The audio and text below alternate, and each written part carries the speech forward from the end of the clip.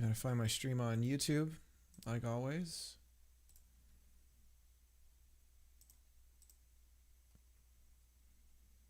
There it is. Gotta do all the settings, like always, on YouTube. No, it's not made for kids. No DVR.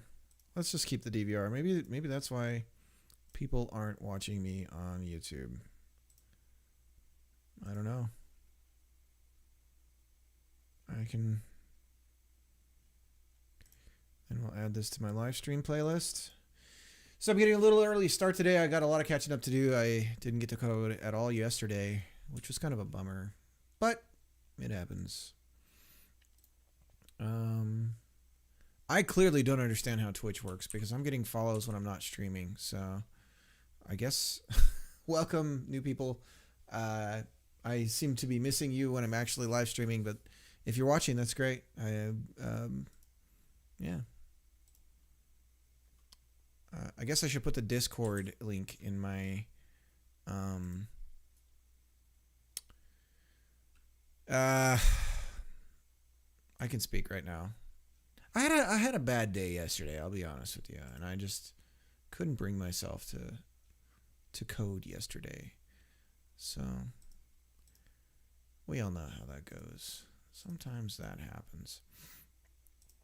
Okay, well, so what I'm going to be doing today is more work on the Ghost AI. I'm also going to be doing some research into Godot's animation system and try to get an understanding of how the state animation stuff works, and may find out that that's not what I want to do or what will work for me and Darren as far as what we're doing for the game. And if that's the case, so be it. We shall see. We shall see. Yeah, so I guess I could start to look at it. You know, I know Godot has a built-in search, but I don't like using it. I'm going to be totally honest with you. And I'm thinking about making it so I can build my own local version of the docs because it's just too slow for me. And then on top of that, what I want to do is do some work coding some things to make the stream easier for me. There's some things that I just would like to have be a certain way. And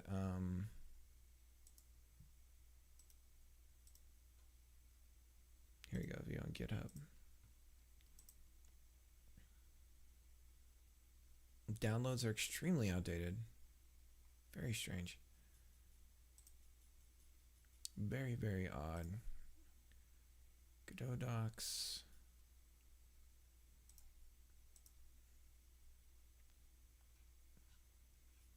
So here's the stuff about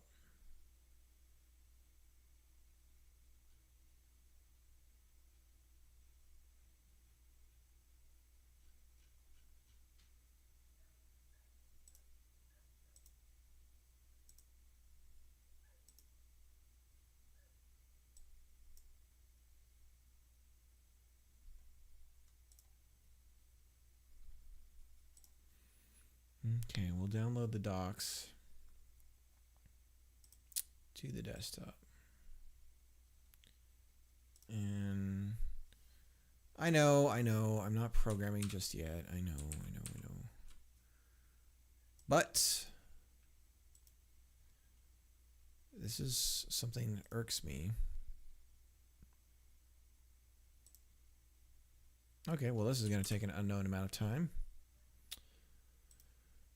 But if I can get, if I can pull the latest web docs and then have I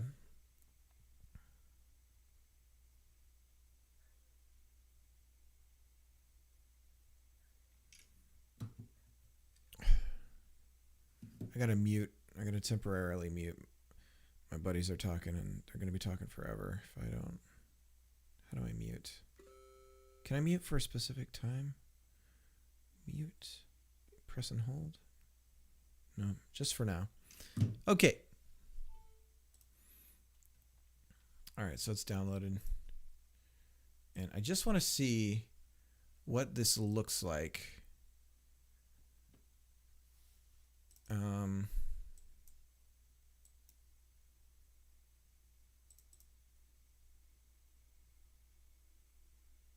Oh gosh, what is it opening it with? Xcode.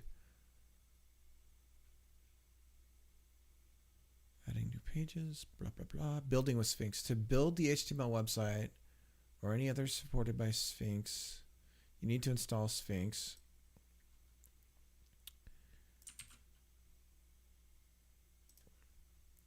Oh, here's the funny thing. This is going to be some weird command line install thing. Yep, it's Python. No, it's just going to have a binary.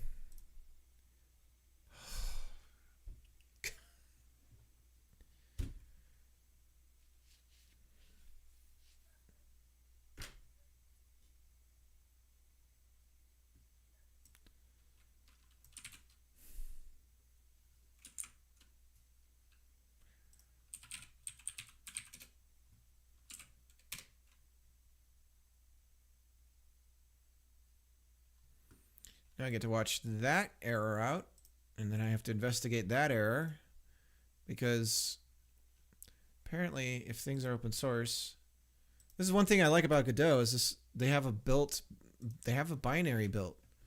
So I'm not having to compile the thing from scratch every time I want to put it on a computer. Okay.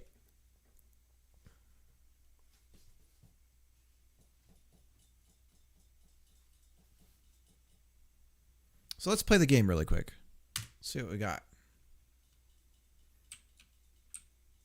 Of course, we're probably killing the stream with the downloads. Who knows? All right, so we got our first two ghosts leaving, and then the other one will leave on 4 seconds if we're not eating any pellets. And then the other one will leave after that. He seems to be a little bit early with his leaving. But we got that going good. So we're going to try to work on consuming ghosts. And then there's quite a few little bugs that I need to actually add that I haven't added. Let me get the, I have a Trello somewhere over here. Trello shortcuts. No, I must have misplaced it. Trello shortcuts. I'm trying to just start using shortcuts more for everything. And I'm guessing C is a new card. In.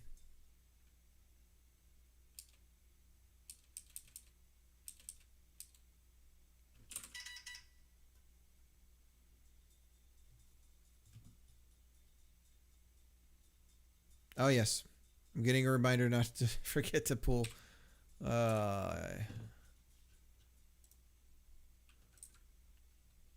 In? Is it just enter? No. In is new card, it says. Navigate cards. Archive card. Add checklist. E. How is add new card not the very first one that it says? Insert new card.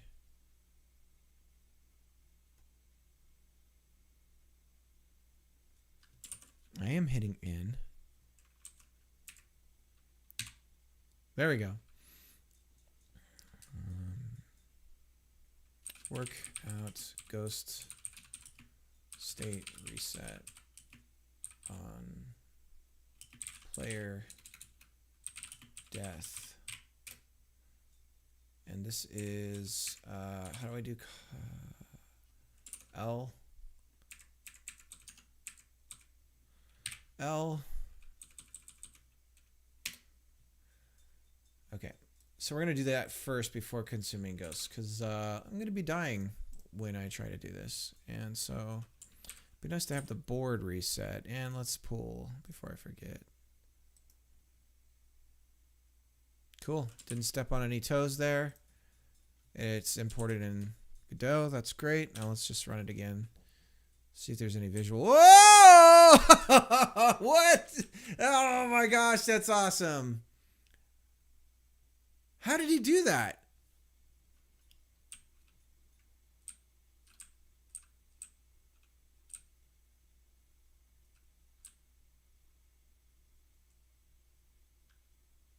Oh, this looks great.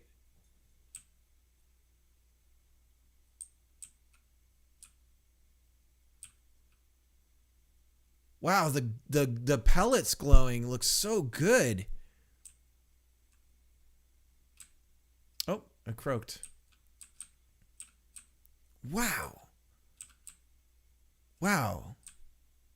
Oh my goodness. Okay. That's awesome. That was cool. Uh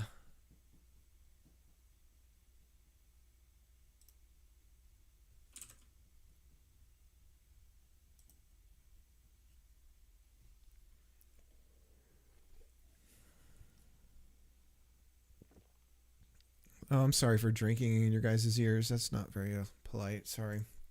Try to keep the mouth noises to a minimum. I need a foot switch for muting.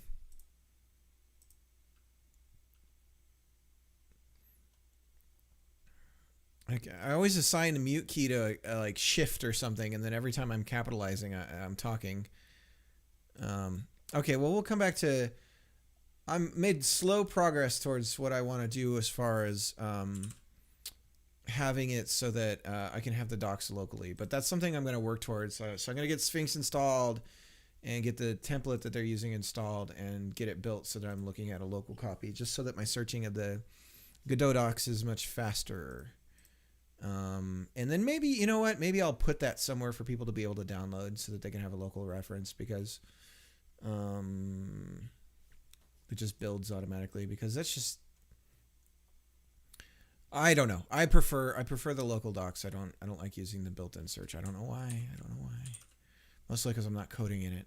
Okay, so we're going to there's another bug I thought of that I want to add before I forget. So new, and we're going to go and say that what is it? Work out pause state on death and respawn.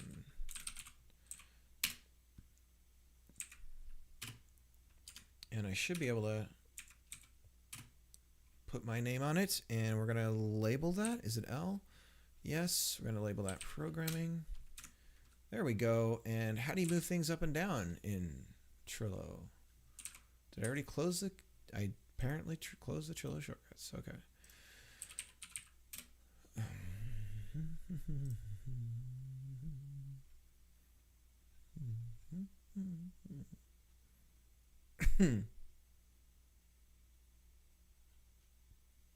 Navigate cards.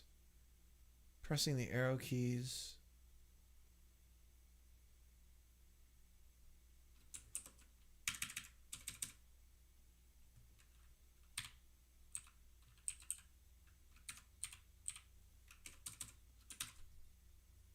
Navigate. How do I move?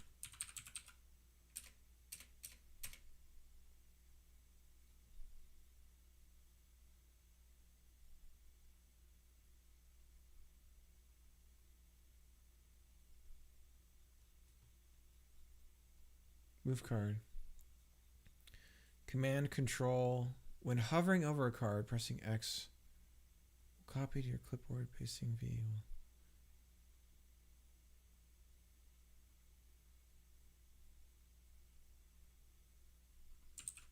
Up.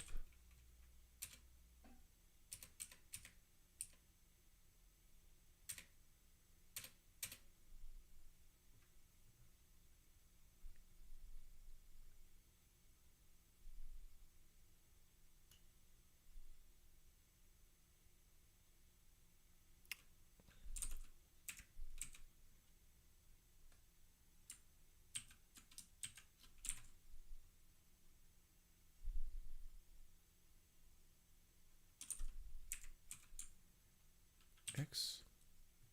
Copy to clipboard V. No. That's not what I want to do.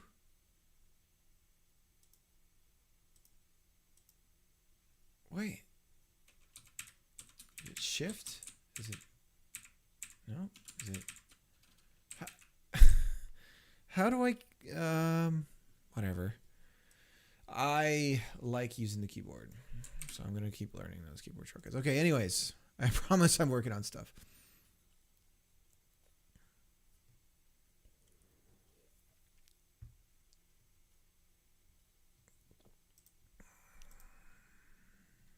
I did it again. Okay, so what is it I'm working on right now? Ghost state reset. Okay. So enemy update state. Chase scatter, frighten direction, frighten start. Pre-state change, leave home.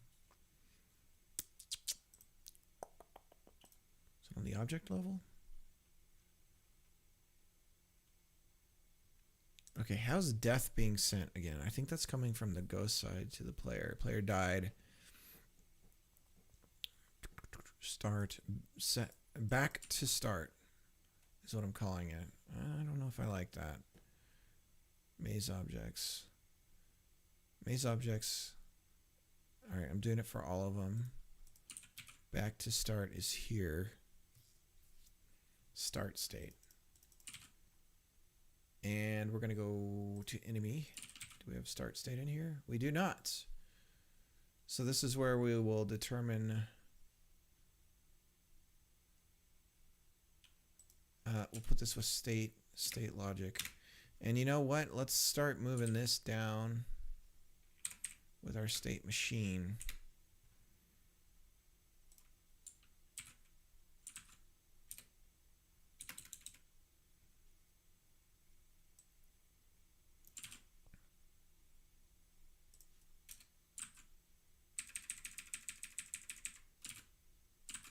Pre-state change.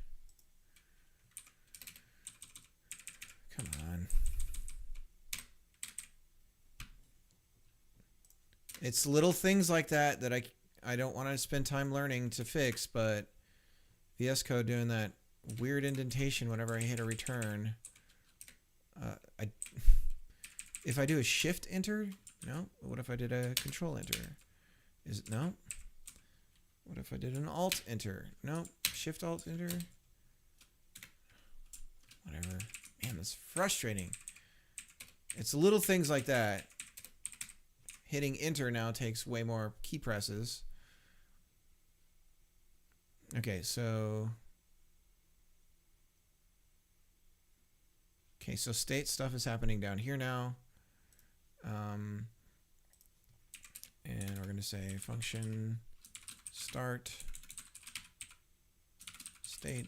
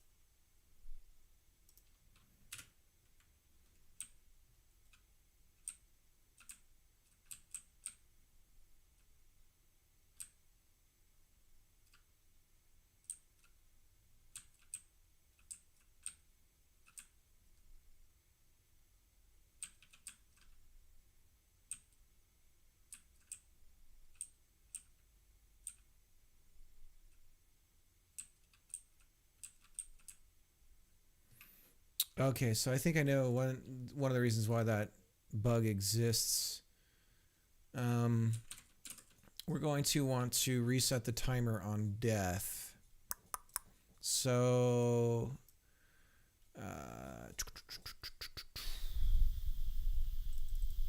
timer start level timer.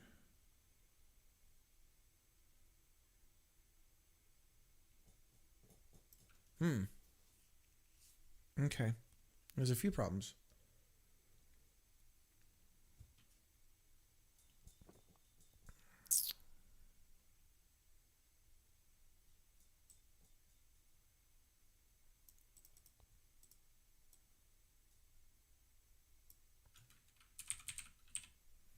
Let's call it pellet timer instead of pellet eaten.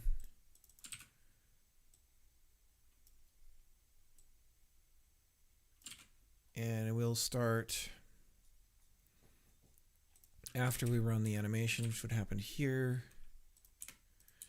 And I need to add a to-do here so that I remember to restart level timer. This is the kind of stuff that I want to code for my own benefit. If I make a to-do here, I want this to automatically create a Trello card. So maybe there is something like that. Trello to do.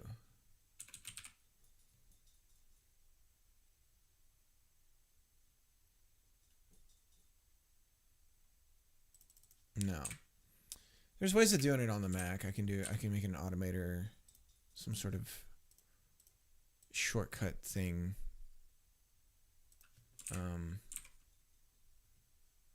In the like I can make a menu item so that if I choose this, that I get, oh, you know what? I just realized I might not be, I am. If I highlight this and then I go up to the menu, I can have something under services to add that to do. So restart level timer on player death. And what is the shortcut? Because if I hit enter,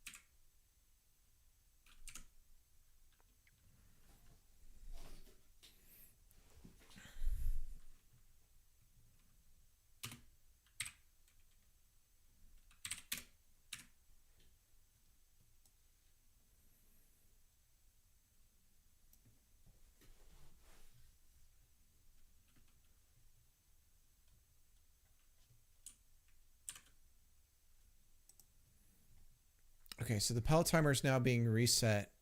So that'll prevent a scenario where if I'm not collecting pellets and I die, that the timer continues to count, and then that's why the ghosts are coming out. They appear to be coming out sooner than they should, because their state gets reset when they die. That's working, but then the timer fires too soon.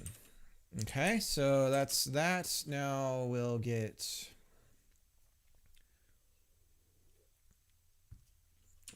So we've got ghosts leaving.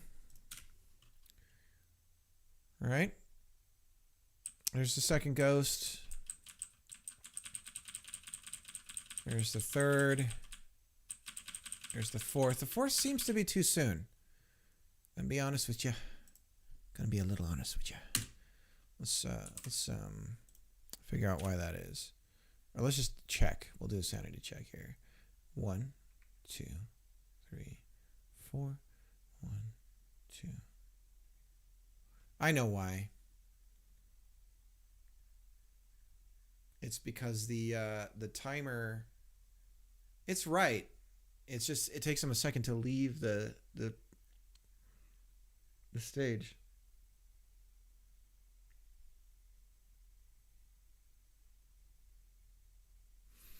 And then on death, the other thing that's not happening is the enemy. I just noticed. Maze enemy. Maze object. Start state, back to start, last position, starting position. And maze enemy. So we got to do this for each ghost. Start. Their current last direction.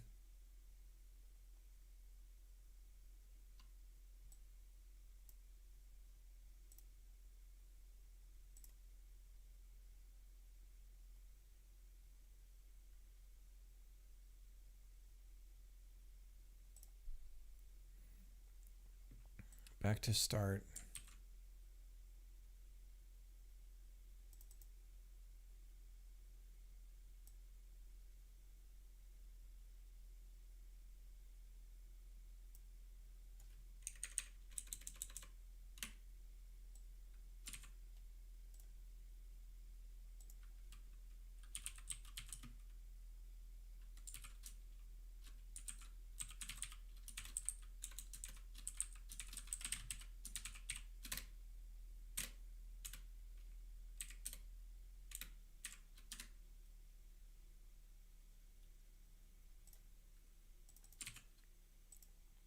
Okay, we're going to fire start state at the end here, but we need to go.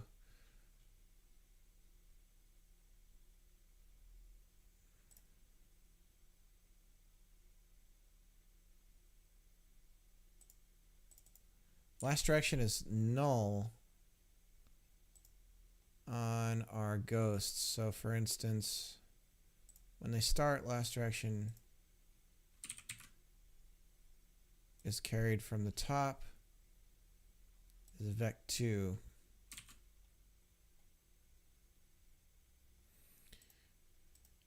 Maze enemy. So that's why it's already a bug. Another bug that I'm fixing right now that I caught. I'm not saying what, sorry, but when the board reset, one of the ghosts moved to the left that was inside the room, which shouldn't have happened because their last state should be set to blank again, basically. So what I'm doing is you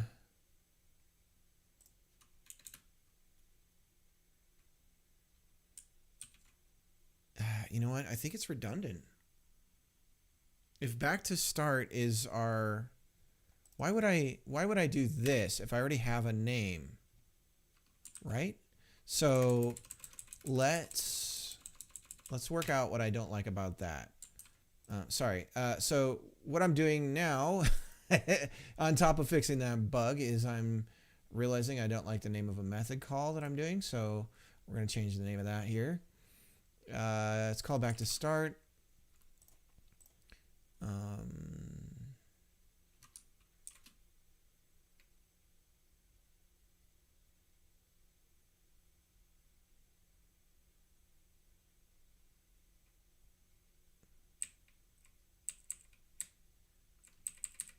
We're going to just call it reset.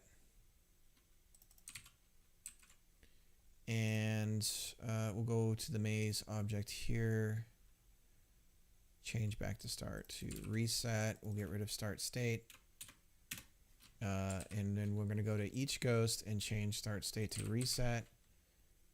And now we're not calling another method for no real reason, because we have it can be virtual like this. We're doing something on the top, but then on a per ghost basis, we can set the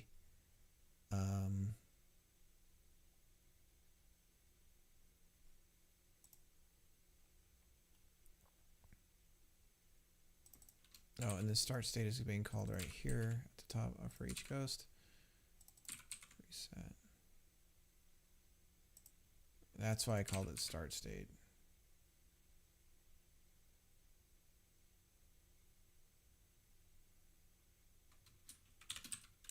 We'll call it reset state. All right, so let's do find in folder reset parentheses. Blup. All right, and then we're going to replace it with reset state.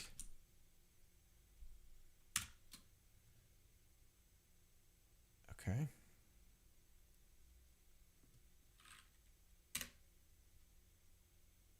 Place all. Okay. Cool. So that's that. Now let's keep going here.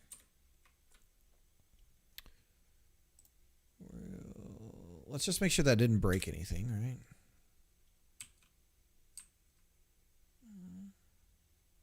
One, two, three, four.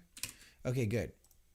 So we got the object name that we like, and I'm trying to fix the bug. The bug that we're trying to fix is the last direction of, so we've got Blinky, and that's in reset state, right? So last direction equals just a vec2. That's just nothing. So we're not trying to move anywhere with these guys. Okay. So that should prevent the bug that I caught in the corner of my eye, or the ghost started heading its previous direction.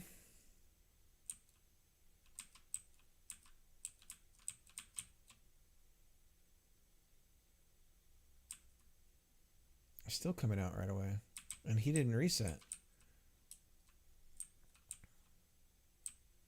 Some weird thing, if you're colliding with the object, it doesn't...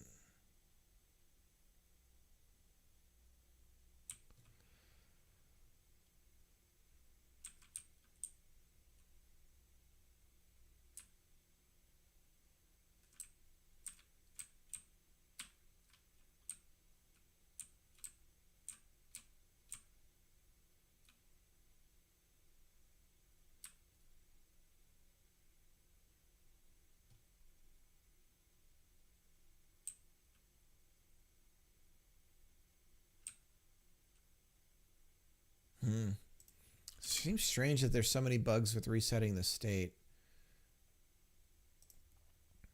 Last position.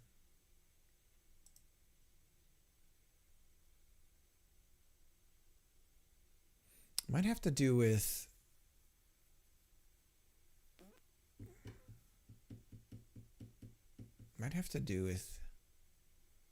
the, oh, okay. Yeah, I think we should set the state after we set the last direction. Okay.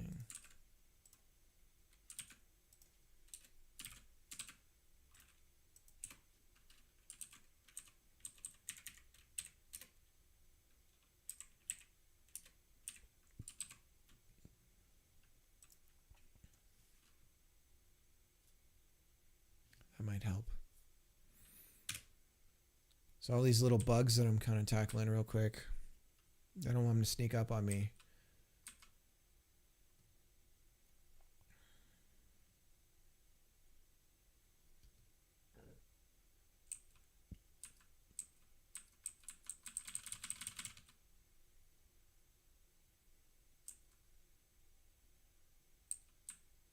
It's weird.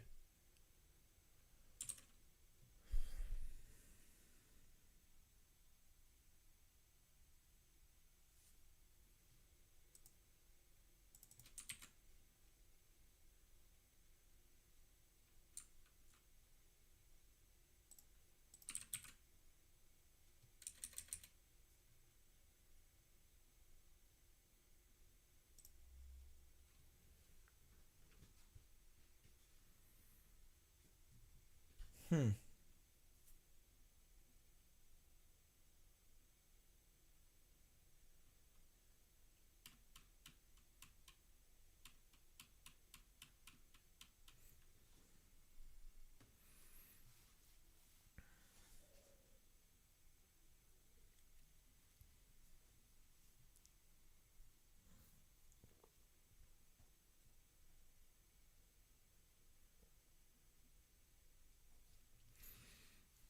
This is going to be a problem if a ghost is leaving home and you croak, because I think this animation, these things will still fire.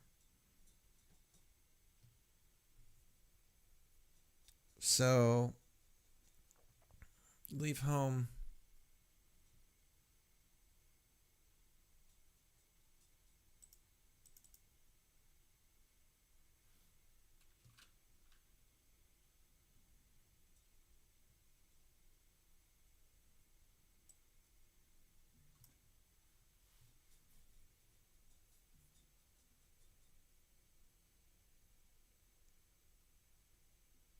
Okay. I'll just chew on that.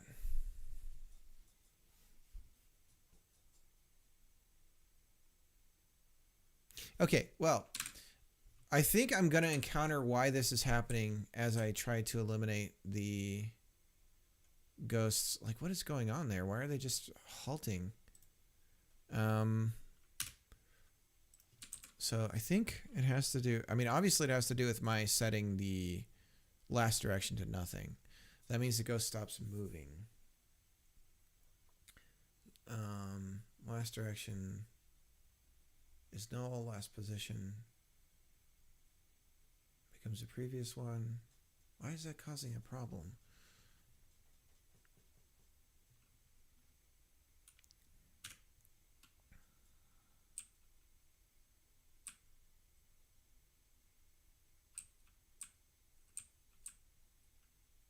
Okay, so here's what we're going to do. We're going to start working on the player killing the enemies. And let's go. Let's just let's move that over here. And we have collisions for... Here we go. So if we're colliding with the ghosts, we emit the signal object collided.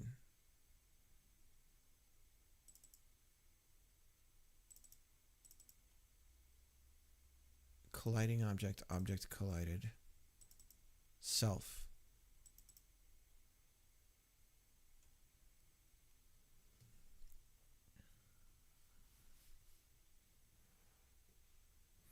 If colliding object is a ghost,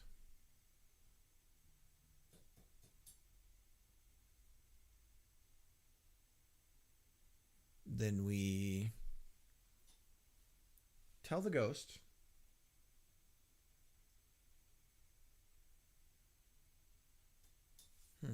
let's go look at our enemy code.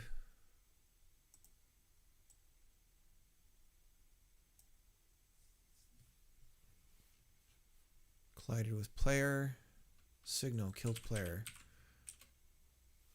object collided,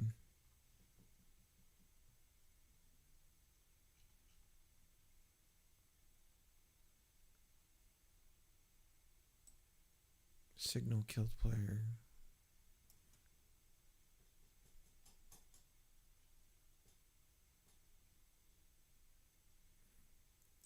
emit signal killed player, object collided.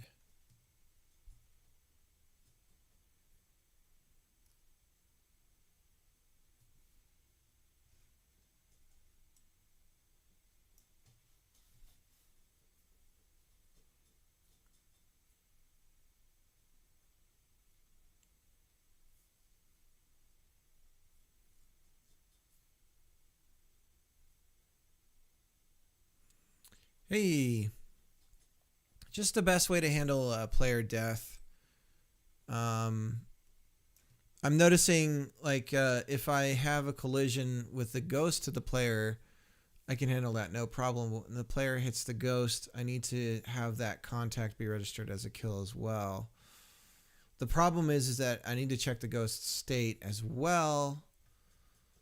So two scenarios: the player dies or the ghost dies. So I guess what I could do is, um, if I know I'm getting an object in the group ghosts, I can grab the state of the ghost, and if the I feel like the state's handling should happen on the ghost side. So I think I should inform the ghost that it collided with the player, and then have the ghosts on the ghost side have the logic being dictating that. Otherwise, in theory, if I add more enemies, then the player code is going to grow to handle specific scenarios, and that doesn't jive with me. So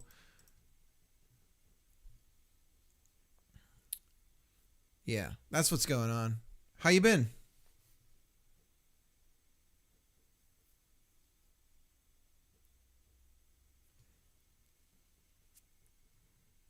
I should just call a method.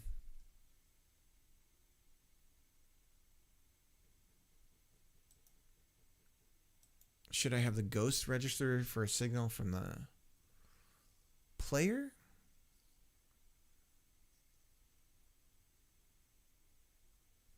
No, because then every ghost would have to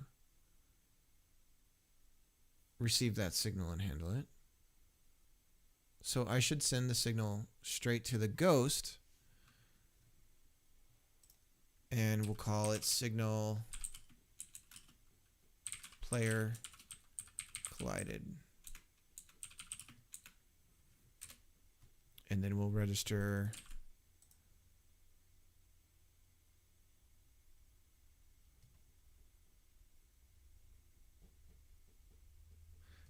well, it's a way of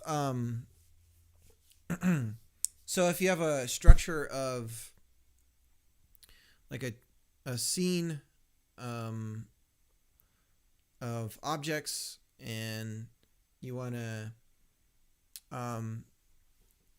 like to a child or send it up the tree, so to speak, of objects, then you can emit a signal, and other objects can register to listen for that signal and do something when it happens. And you can pass parameters to the signal as well. So in your objects code that sends the signal, like hit or whatever, it just sends it out, doesn't care who's listening really. And then the other elements can register it. So you can have like a score thing collecting hits and then registering those as points or something like that.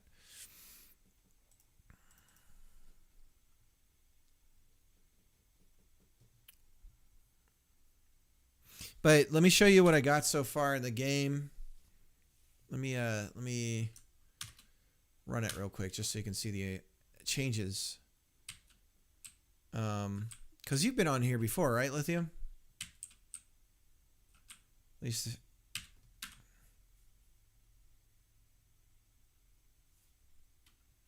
So out goes the ghosts. I got a timer right now based on how when you're not eating them. We got player death. There's a lot of little bugs for player death that I'm trying to work out. I'm getting killed. I gotta run from them. Some of the state stuff is a little wonky. I understand why that's happening right now. But I want to be able to kill ghosts in fright mode, so we do have fright mode as well. And but right now when you hit the ghost in fright mode, nothing's happening. And then there's a bug with fright mode. There's a couple of bugs I got to squish, but it's coming along. And then we're testing some graphical stuff for the look and feel of the game. Yeah. So I'm basically right now I'm making a Pacman clone, and then we're gonna fork.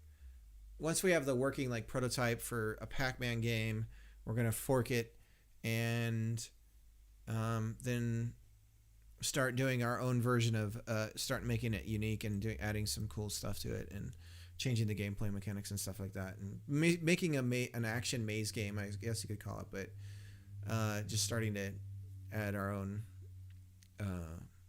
stuff to it. So I'm guessing you're in Europe. Is that correct?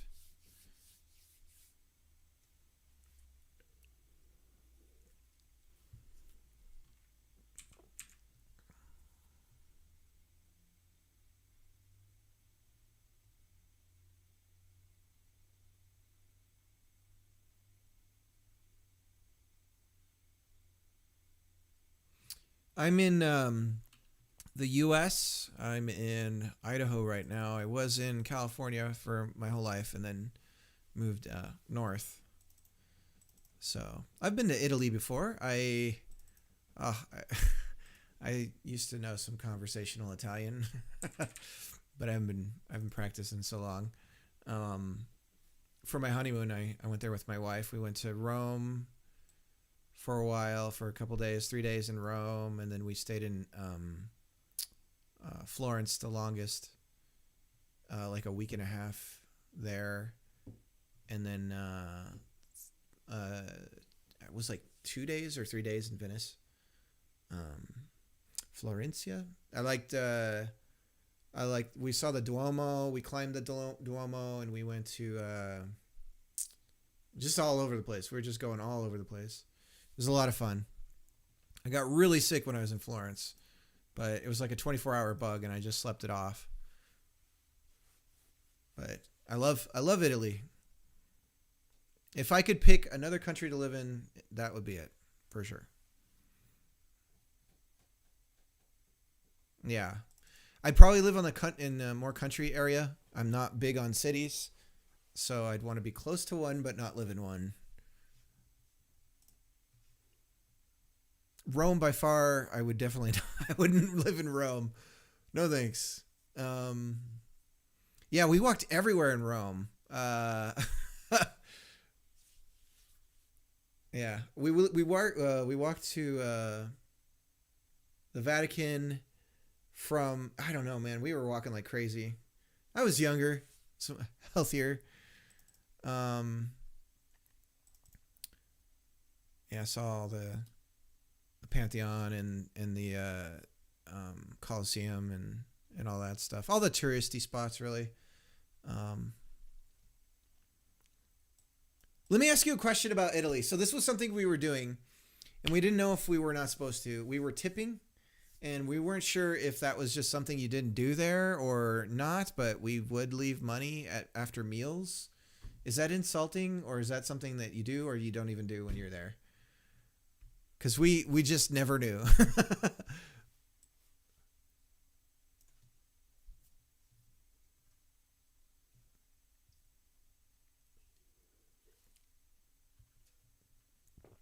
Okay, so I'm going to actually program again. Here we go. So colliding is in group objects, is in group ghosts. Colliding object is in group ghosts. We need to have a global signal for the maze object on collision. That's where it is. Object collided. Object collided, and then I'm passing the object. Okay, so object collided. Okay, so I already did the work for this. I just forgot. Go figure. Um, okay, so on the player side, we're going to go here. Emit signal, object collided. We're going to send self. Okay, I already did the code for this. Okay, so if object name equals player, signal is registered. Is the signal registered on self? Connect object collided with self. Object collided. Okay. Now do we have, it's a virtual function. In Italy's waiters have their wage, so you don't need to tip them. Usually tip them if they did a good job, but there's no rule, 10% or something like that. There's in place in other countries. No, that's not so. Okay, good. Yeah, we never knew. Yeah, my wife has family in Italy. Her grandmother was there during the war. She was when Mussolini was around. She was growing up. She was like 3 to 4 years old at the start of it all, and she was a really great lady. And she passed away recently. She was 90. Man, she was like 95 or something. There's a book about her as well, but she was a great lady. And so we went and saw her family there, and they fed us the biggest meal I've ever eaten. So much pasta. It's like a million different kinds of pasta.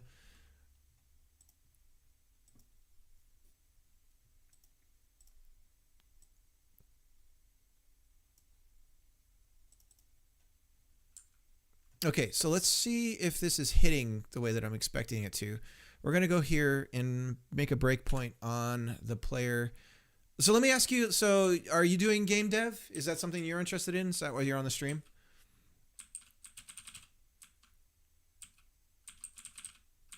I always ask people who come in and watch, I always ask them what they're, if they are doing game dev stuff, what they're, okay, so we are colliding, we're emitting the signal. Killed player. Oh, that's okay. Okay, so we're all set on that side. So what we need to do is have a case here for the base enemy when we are not. So how do I split? I have got a split window now. How do I get rid of it? I guess I bring you back over here. We'll do that. Okay, so we need to have a condition here. Let me break the code. Stop the code here. So object name if and state is chase, name is scatter has. So if it's currently those, then we mid signal killed player. So let's go like this.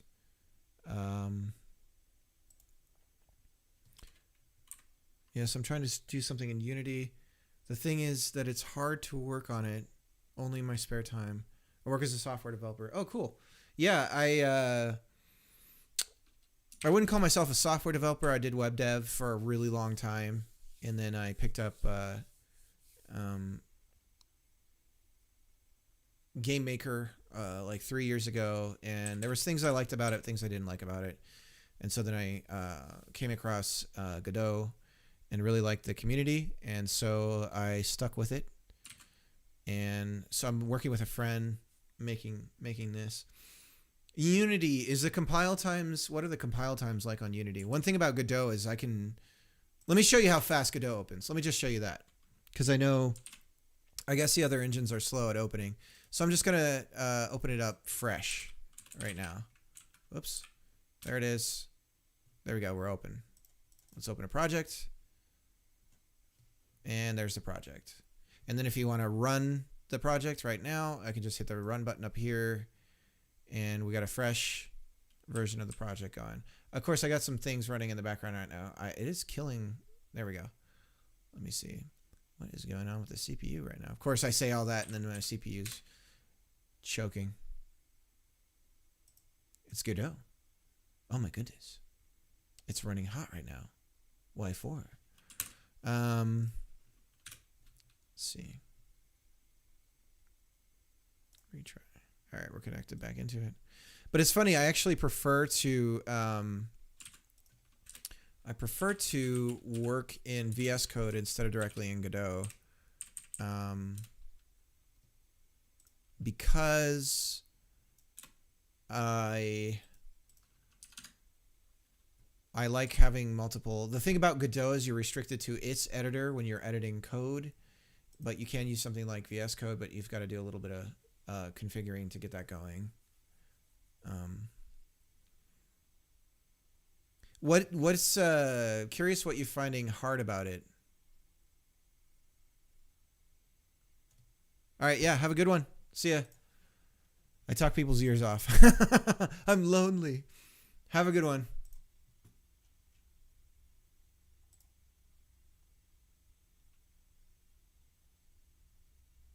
Is it bon noche?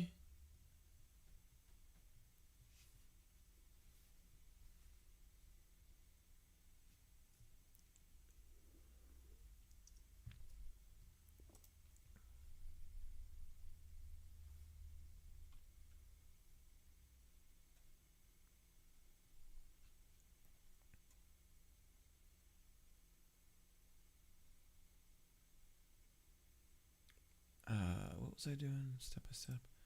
So what I'm doing right now is I'm doing a search on match in GDScript because I want to see if I can do a match with two conditions. I can match on two.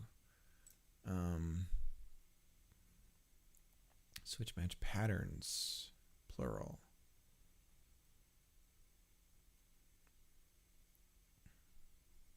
Array pattern matches an array, every single element of the array. Matches an array. Every single element of an array pattern is a pattern itself, so you can nest them. Match X.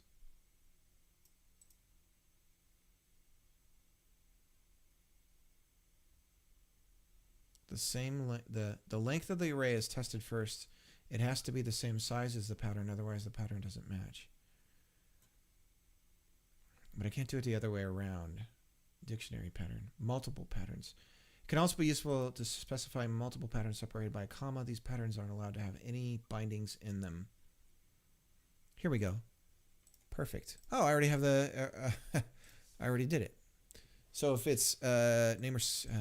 okay, so state name...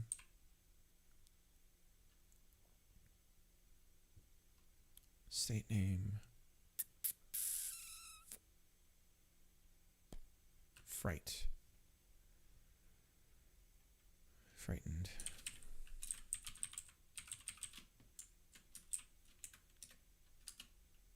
So this is, we're going to do a breakpoint here, and we'll see if we hit this when I get them on fright. So we're working on enemy death. Whoa. It's funny, I said, oh, it's because I have the board open.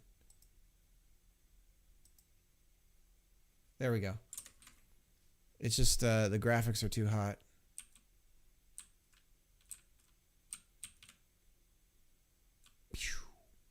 Breakpoint. All right, cool. Now we can kill the ghost.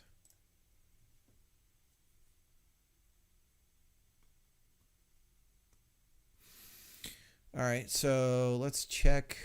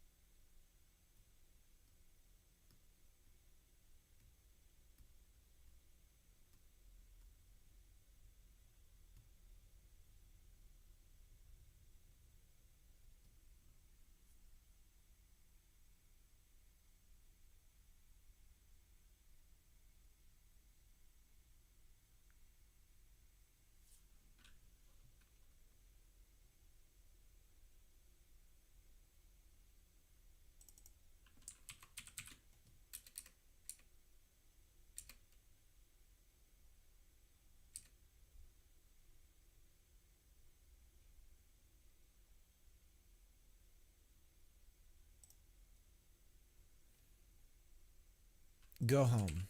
Okay, so if state equals go home, so we need to have some code here. If we're going home, we need to do something. Breakpoint for the player movement, and right here we're going to set state.current to equal state.name.goHome. So we're going to tell the ghost state to, if they collided with the player when they're frightened, that they're to go home. We need to then also do some table setting here. We need to do some. We need to set the table a little bit for go home. So that's why I've got these signals that I set up for the state machine to emit pre and post state. So pre-state change is being registered and it's firing on this function here. So what we want to do is if So we're going to change this from a match. We're going to change it to a match. And we're going to say, we're going to still do this on if the state is leave home.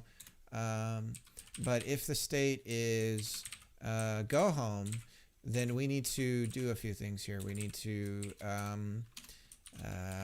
remove the collision. And then we need to fire an animation. No, we don't. That'll happen on its own. What we have to do though is when go home reaches a specific point on the stage, then we need to tell it to change its state to I don't know. I guess we need to animate it going in. So we'll see about that. So not sure where that's going to fire at. Pre-state change. Here, we need to remove collision box. Let's go over here. Let's look at the scene. And woof, this is weighty. So one thing we've got to do, man, these are high-res graphics. That's good though. That'll be an optimization thing I'll have to do later. We've got to get these graphics to scale based on the resolution of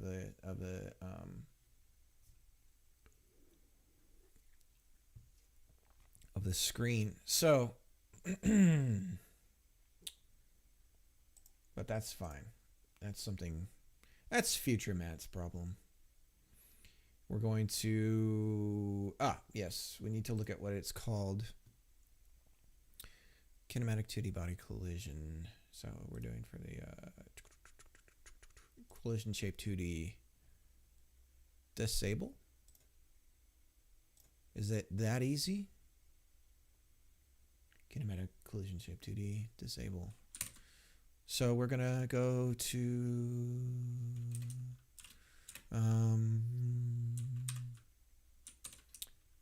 collision shape 2D, and let's look up. This might actually be a time that I go look at the code. Okay, how can I? There's got to be a way I can shortcut. I got to be able to see the code, right? Come on.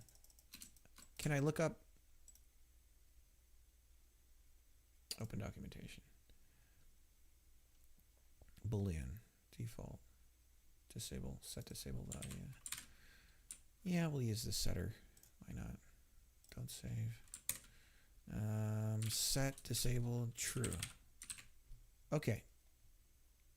So that should get rid of the collision box, and we need to remember the post state change function. Post state change. We want to old state. We want to flip it back on.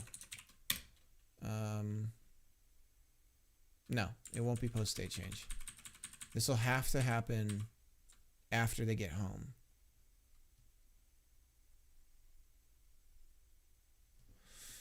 Huh.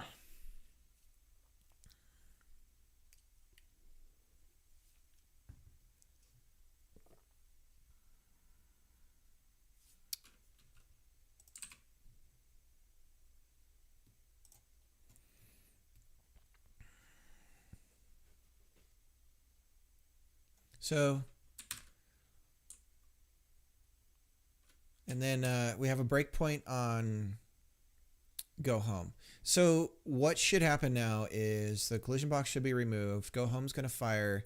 We're going to hit a breakpoint on the next physics process for the code to have the ghost go home. However, it's only doing it on cell center. That might be a problem. So it might not fire.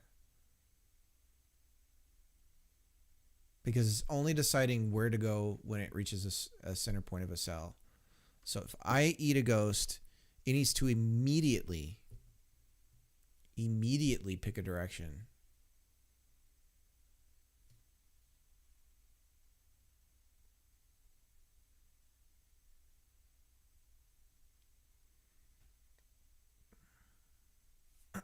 And it goes like 2 times faster. Its speed is way faster during this point as well. So we're going to need to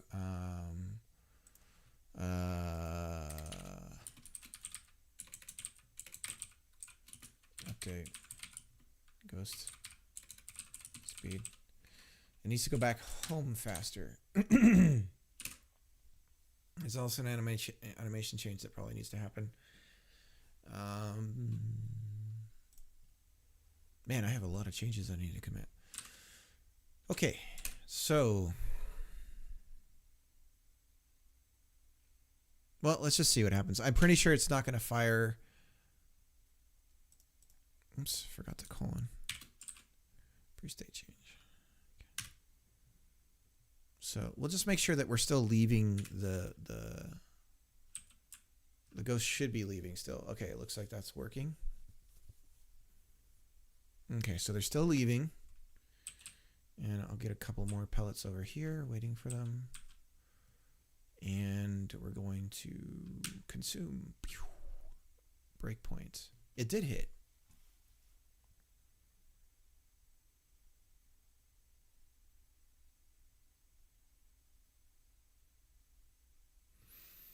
Okay. I don't like where this is firing. I'm going to be totally honest, because the logic of picking a new direction and everything needs to happen immediately. So maybe I need to just think about the code. Because I have the next direction code here, which, by the way, I need to refactor that. I need to call it next direction should be a virtual, because we're only doing it inside. So let's refactor that real quick. We're going to do find in folder, and we'll do next direction.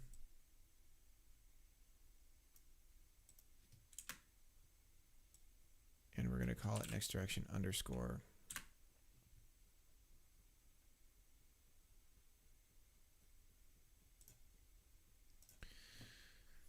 Because that should all be private. All of these should really be private. So I might as well refactor them all in one go, because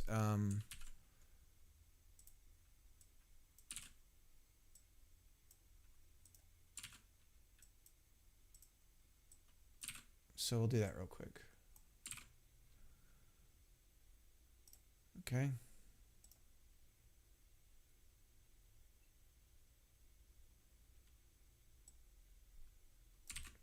This should be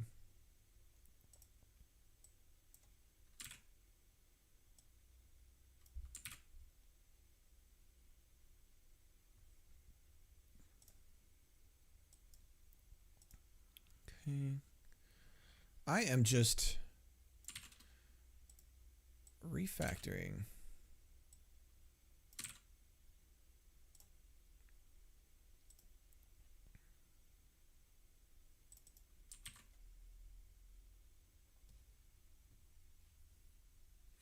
So these are the only ones that are on the outside. These two here. So let's, I wonder what the best practice is, whether or not you put those at the top of the code or not, based off of their privacy. Well, okay. Let's run it again, just to make sure we didn't break anything.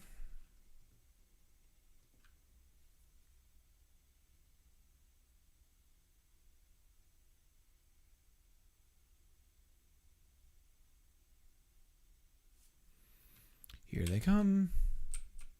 Gonna go after them. Moving randomly. Got it. Breakpoint. It's hitting right away. I wouldn't expect it to hit right every time. I don't really think it is. It feels like it, but okay. Well, anyways, because what I'm expecting to have happen is that the enemy's going to move a little bit more before they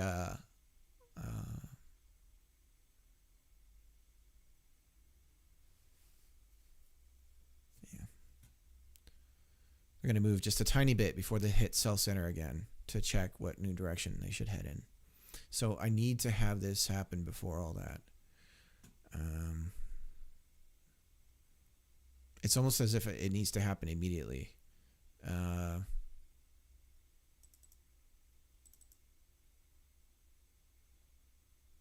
last direction.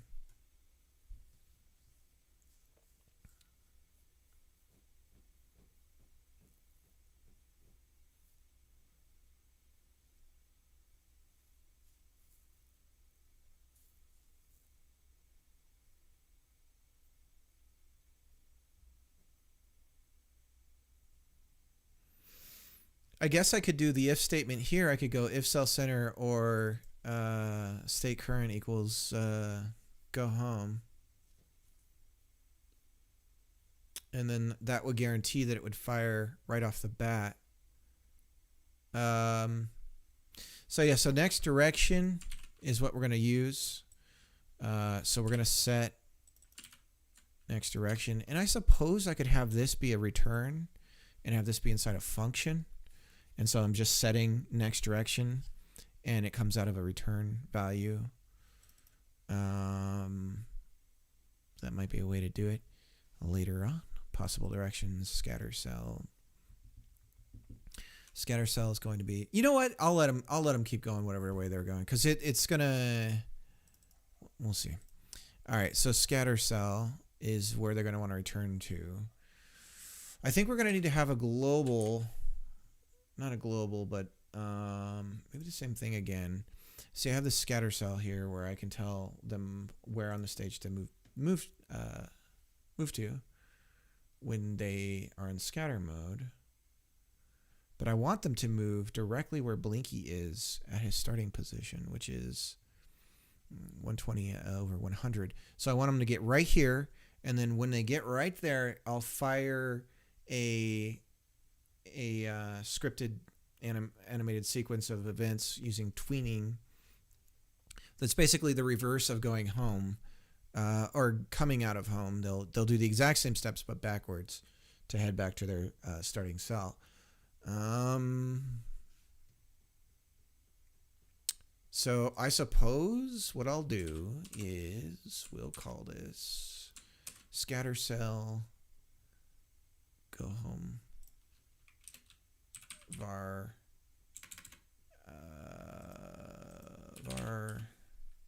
go home cell, and this is a vector 2. And it was 120 by 100, I believe. Oops.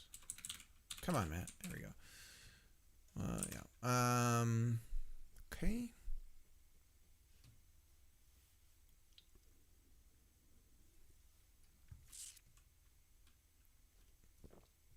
So this should work. The ghost is going to attempt that the next direction is going to be go home. The state isn't going to change. The only place that I have updating the state is update state. Let's make sure that nothing weird is going to happen here. Match state if it's current, or scatter or chase. I don't have anything else for. It's not going to change the state if it's only those two states is when it's going to try to change the state. So it should just keep trying to go home after it's been. Oh, I need to close the. There we go. Okay. It's going in slow-mo. Here we go. Here comes the ghosts. They're coming. And boom. So now he's heading back home. Where is he going?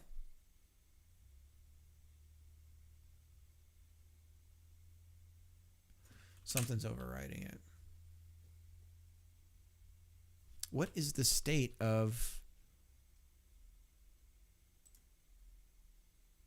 our ghosts? All right, let's follow this through.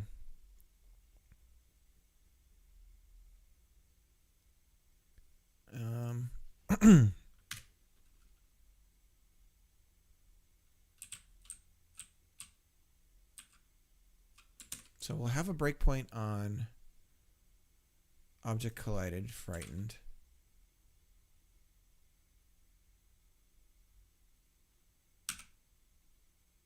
Okay.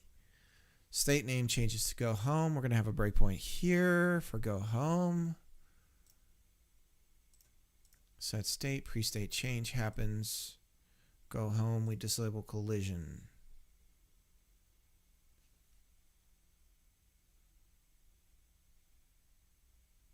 That's the problem.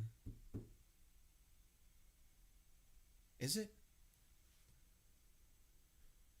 I don't think it is. I don't think we want to disable collisions, though. Do we? Okay, so the state is changed.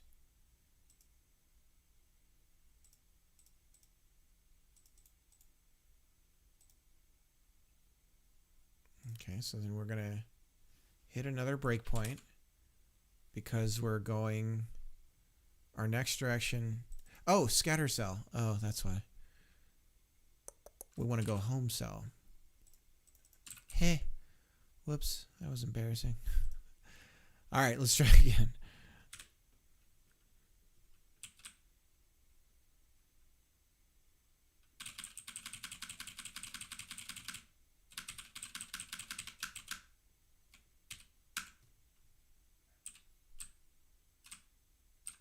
Ah! Got him. Okay. Oh, that's another bug I have to add, the corner pellet thing. He's going home like the craziest way possible. What? What is he doing? Why can't he get there? I don't think I'm telling it a cell. I'm telling it a coordinate. Oh, okay. I need to give it the actual cell value, not the coordinate, not the Cartesian, so to speak, but the actual cell position, which, oh, bollocks. It's going to determine what, bollocks.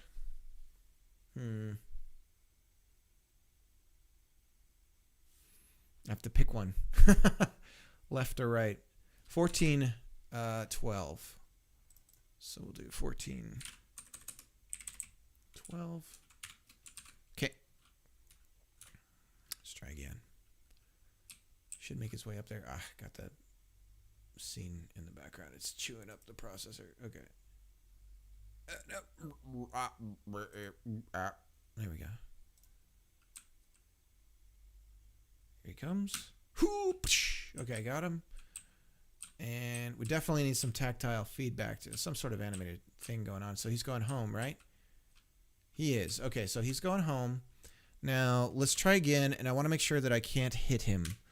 I don't know about the turning off the collision thing, but in theory, I mean, he's got to head home, and he can't hit anything on the way. One other way I can handle that is by setting the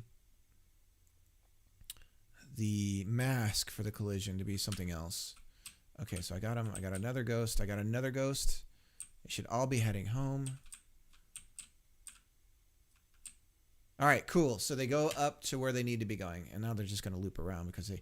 So I need something to fire once they get to that position, and they are specifically in that state. So I suppose I could do it here, and I could say,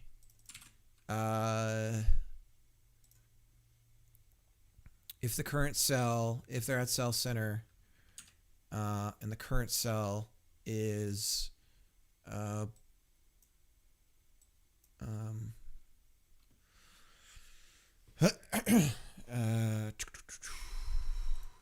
so if a current cell equals our go home cell, then we do something. That's when we fire the animation and we change the state. We're going to have a pre-home state, like a going home versus, or entering home, and then have something happen after that.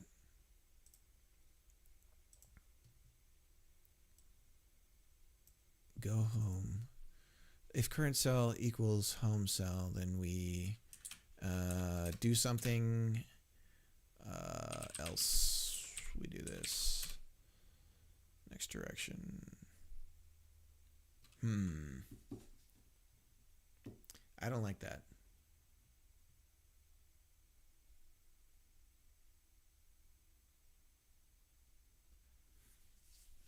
Because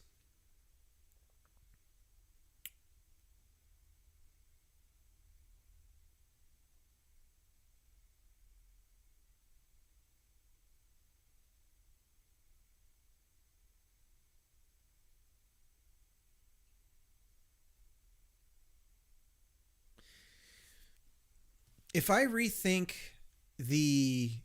what I'm doing here, and I think of these as steps to leaving the home, I don't need all this crazy code.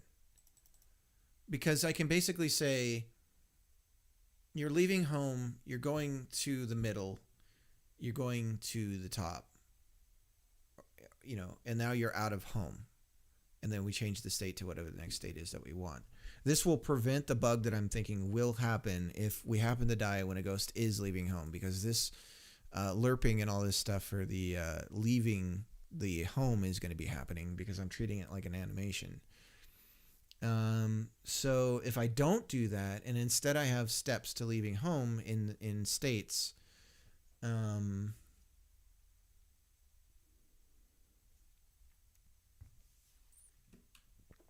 that will prevent that from happening, and this will make more sense too. Because what I can do is I can update state. Oh, wait a minute. What if I did? Hang on a second. Hold on. There's still some meat on them bones. Let's go update state. Okay. If state equals scatter, name chase. We're going to go state equals go home. And we want to specifically check, in this case, if we're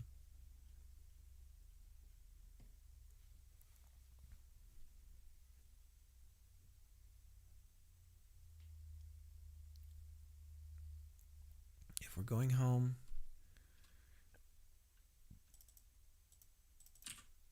in our current cell, if current cell equals our go home cell, then we breakpoint. For now. Let's see what happens. Okay.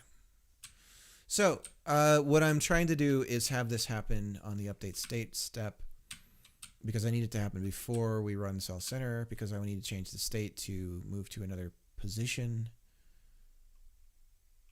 in the heading home worlds. I might as well get both of those ghosts. Okay, so they're going back home. Okay, we hit the breakpoint. That's good.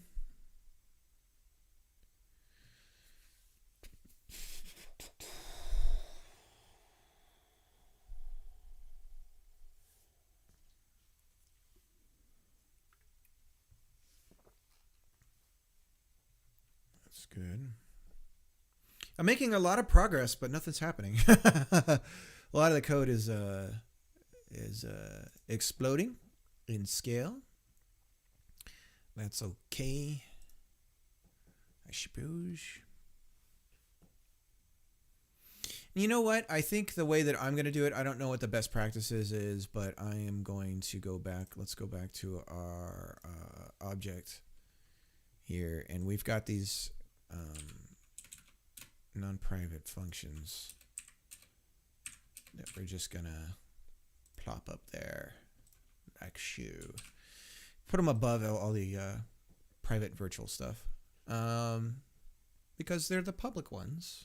So they should be at the top, so that when I look at the code, I go, oh, there's all my public functions. They're at the top. And everything else that's hidden behind the scenes is hidden behind the scenes. Okay, so that makes sense to me. That's going to be my rule of thumb for that. So I guess I can commit this because I am not going to need to touch it now that I've made these changes. But the refactor touches so many things. I've got to commit soon. I haven't broken anything. Code's still working. But I do have that break right here. So let's do pass, get rid of the breakpoint, and then we're going to have a to-do of set going home next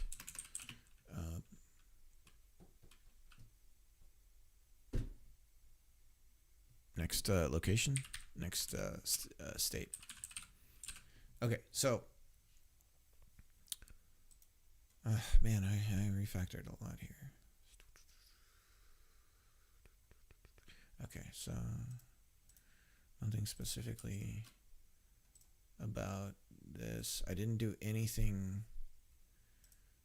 to the scenes themselves. What else have I done? I renamed some things. Ah, yes. So you don't have to come along yet. You are part of the refactor for the reset state, though. So, and maybe the best way to do this is to send a signal instead of maybe the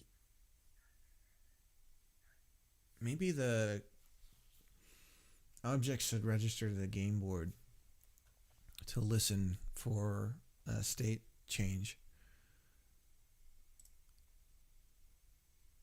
on the board. Do we consider player death the board state change? Yes, because we're asking all the players to change their state after that happens. I suppose so. All right, so we're gonna commit that, and so let me just start adding notes. Refactoring pellet timer starts over on player death, and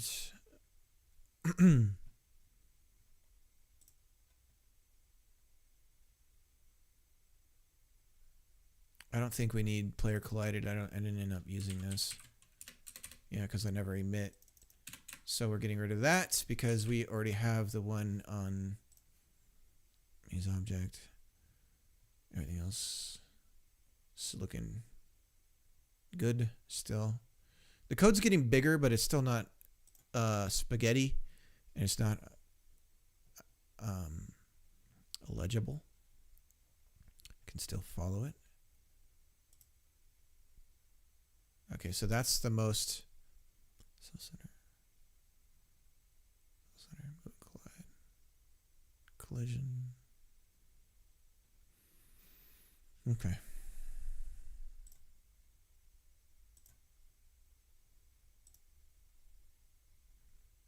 That's the ready connect. That's some of the refactoring. So that's just refactoring. All right, so what did I do on the enemy?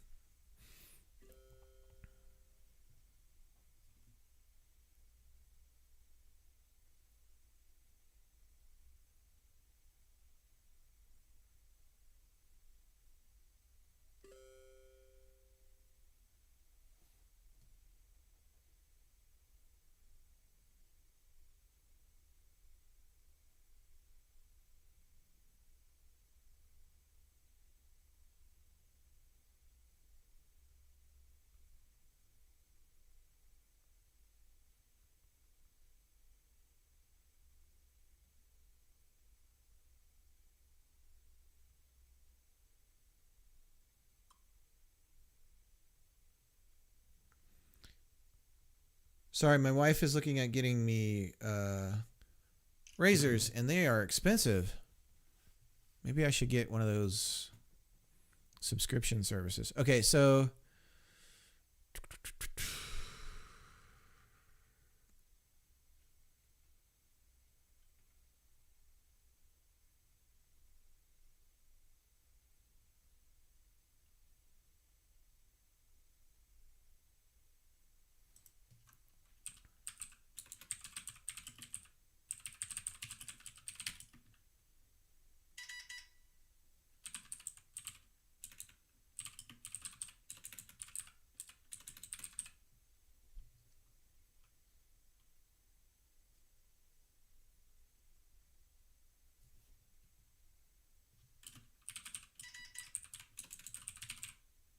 Okay.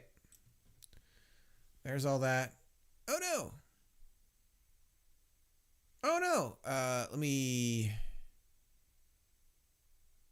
undo last commit. Okay, kept my. This is why we don't push immediately. Okay. And push. Pull. Okay. So that code is out there. Out in the ether. So. Let's see. I was committing because I'm about to do even more changes. And I realized because I did some refactoring, I probably should commit it immediately, so that I didn't get myself into that situation of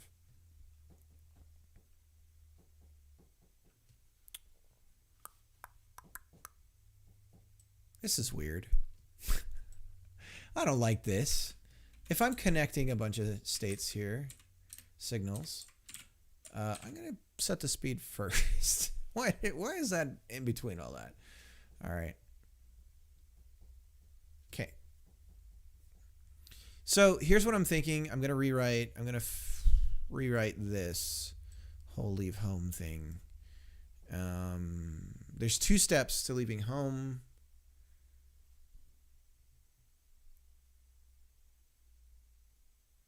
And I suppose the way that I could handle it is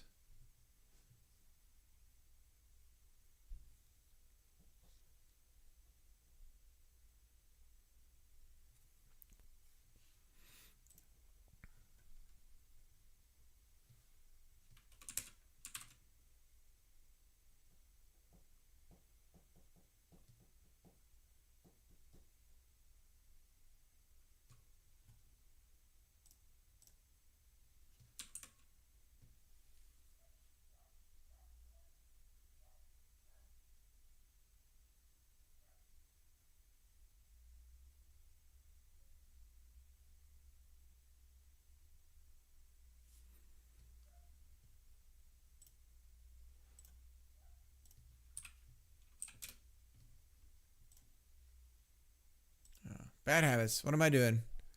I don't look at Twitter right now. I got that set up just to prevent me from doing that. Okay, so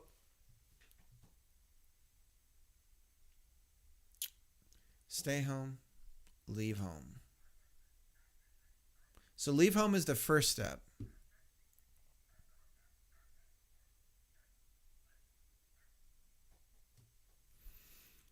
Leave home is the first step.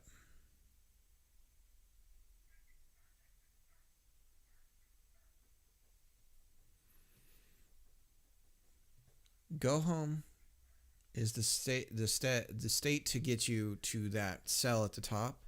Leave home is the state to get you to one across. I have the 2 states that I need already to determine the animation steps.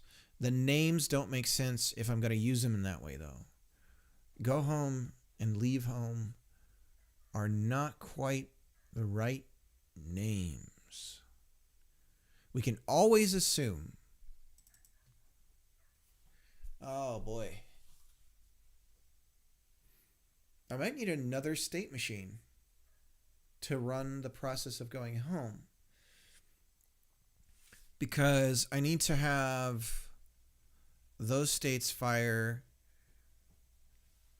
Okay, so the question is, I mean, that's going to solve this bug, and I'm always using the movement system to make the movement happen. Oh no, except I'm not, but I am disabling collisions. Okay.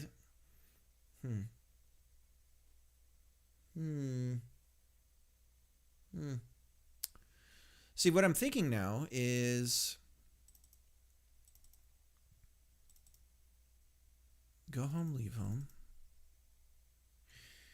So if I make a state machine for the steps of entering and leaving home, and I use the states to determine the steps in the animation,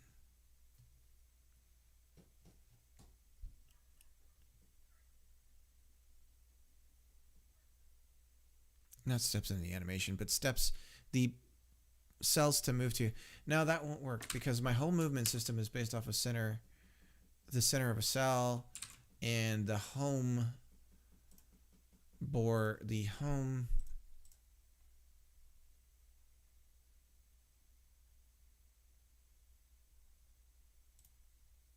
no, it should still work.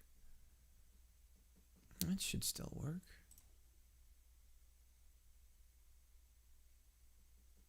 Maybe not. Do they believe? Okay, let me just check. You know what? I gotta see how that actually happens in Pacman.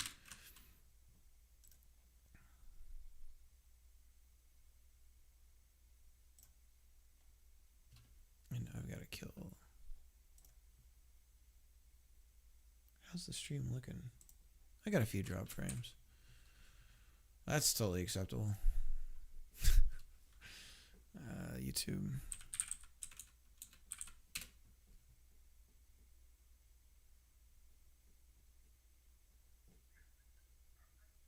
There's me.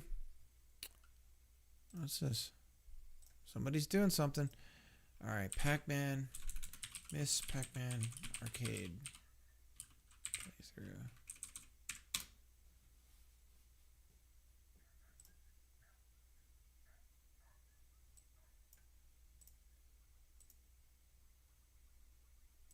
Let's turn the volume down, just in case Namco gets super.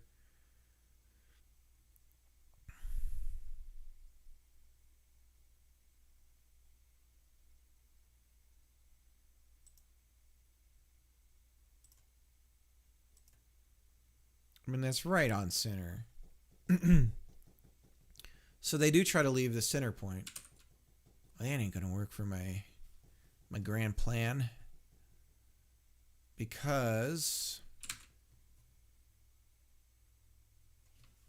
yeah, and you know, they do act like. Let me try to make the bug happen that I'm concerned about, because there's a whole reason why I'm doing this, and I want to make sure that it doesn't actually occur, which is to say that if I get hit by a ghost as it's leaving and the other one is leaving, the other one will continue to leave, which is exactly what happens. Okay. So I wasn't wrong about that. That is a problem. And is it a problem?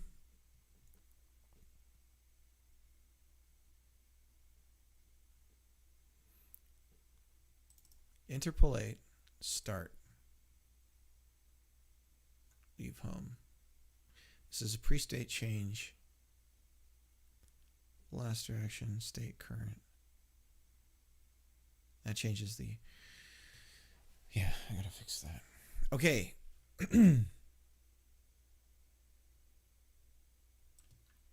Here's what we'll do.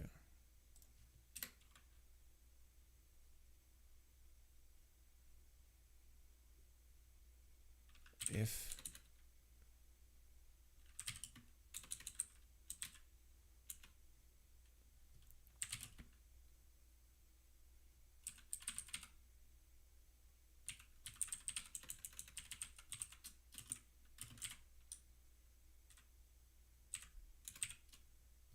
then we do all this. And we need double equals.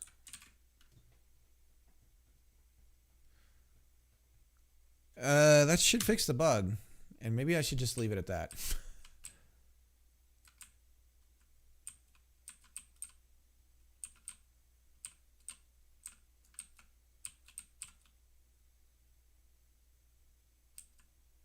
It did fix the bug.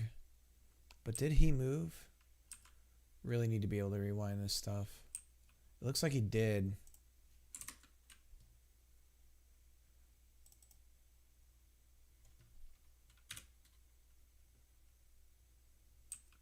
He did move and his position didn't update. That's a different bug. That's the other bug that I'm trying to fix, right?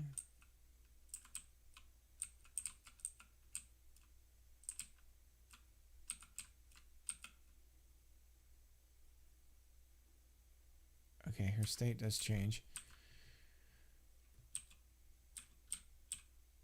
Okay. Okay. That should fix it. Well, I suppose then I don't need to do all this crazy stuff. What I need to do is here on update state, I need to make sure that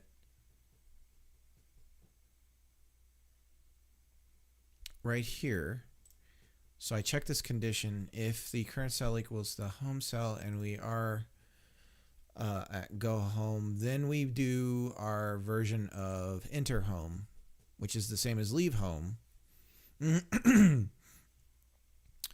So we set up a tween for the tweens. And we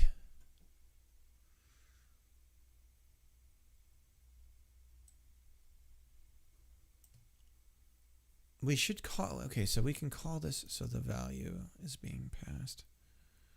Leave home. Interpolate method. So can we do can I pass another value on interpolate method? Stream is the method value. Animates the method of an object from the initial value to the final value for a duration of a delay of seconds later. Use transition types and ease type parameters. These values control the timing of the interpolation. See the class description for more information. I see. Gotcha. String method. Okay. Variant. That's interesting.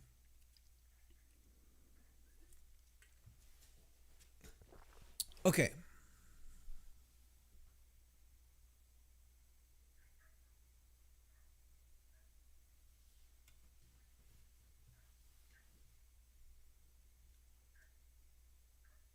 I'm basically going to be duplicating code to do the exact same thing.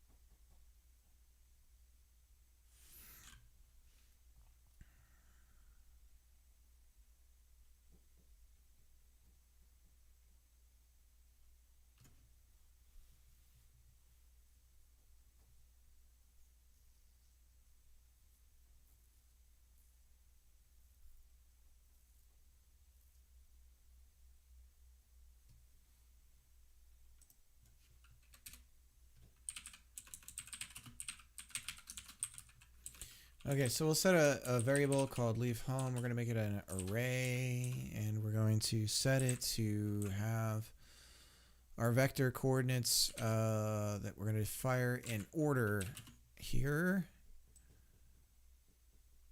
like this. No, we don't need to do that one twice. We only need 2. Huh.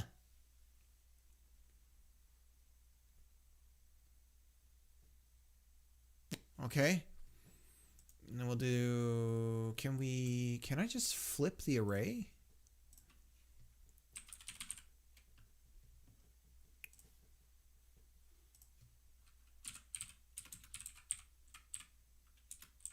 There's something called flip. No, I'm sure I could do it if I did a sort on it. Um, invert. Invert. Reverses the order of the elements in the array. That's what we want. That's what we want. So,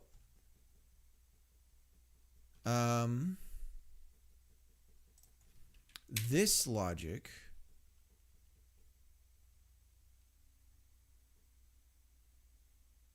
will split out here.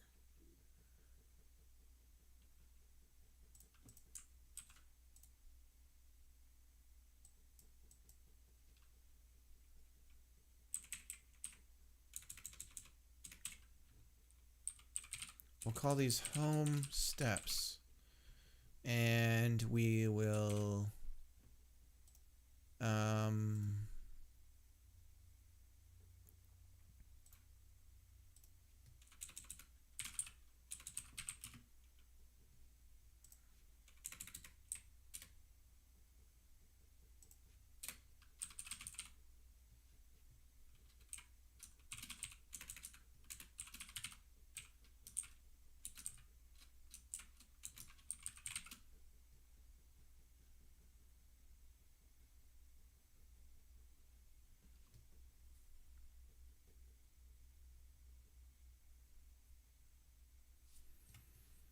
and the state should be enter home. Leave home, enter home. Enter home, leave home. Okay. You see how nice that is when I change the enumerator like that? I can make it make sense just from a kind of an order of possibility of the states happening, but because I'm calling the enumerator by name, then I can add to it without any worries. If I was making a save system, then I wouldn't have this luxury. I'd have to, if I wanted to have them be in an order that made sense and I decided to insert one, then I'd have to manually assign the enumerator of that thing that I was shuffling around. And I think that would be more of a headache than it would be worth it. So it would pay to get those right from the start. Okay, so leave home is no longer a good name for this. We are tweening both of these. So the leave home,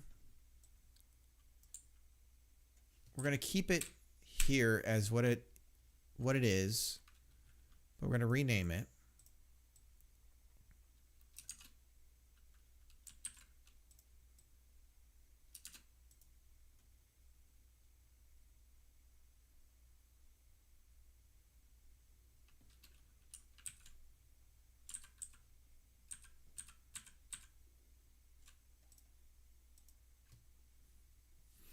We're going to take home steps, leave home.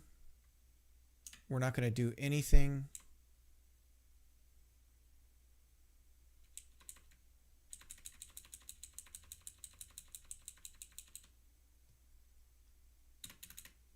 But if state equals current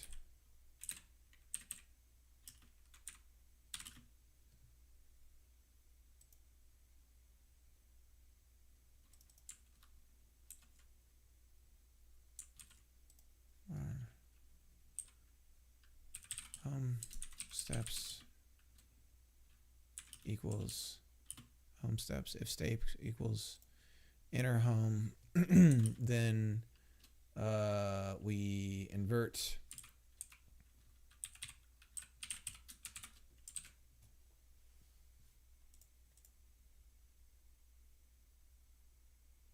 we don't need to.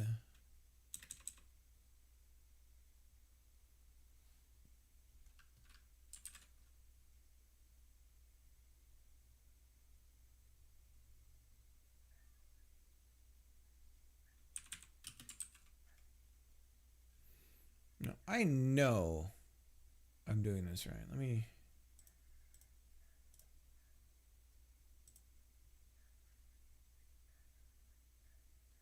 My dogs aren't barking anymore, guys. I set up a nice little var equals value if expression. Oh, okay. If leave home, else we invert value. Home steps equals home steps if current, else. It's just ridiculous. Yeah. Okay. If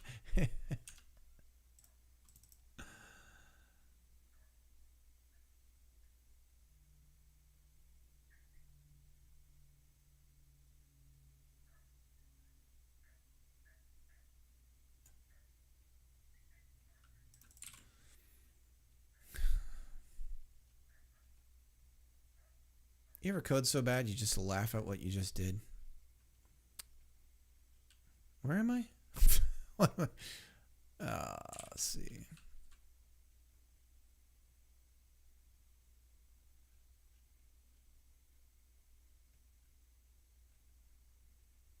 Here it is.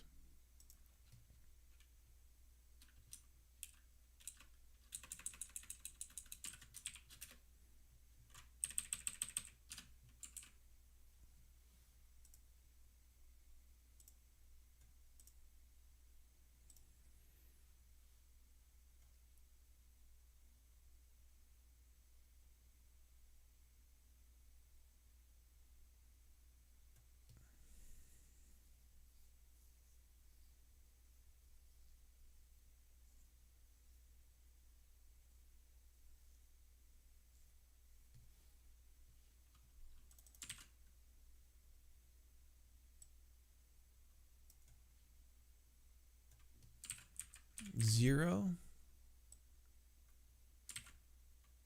And then 0 to 1 and 1.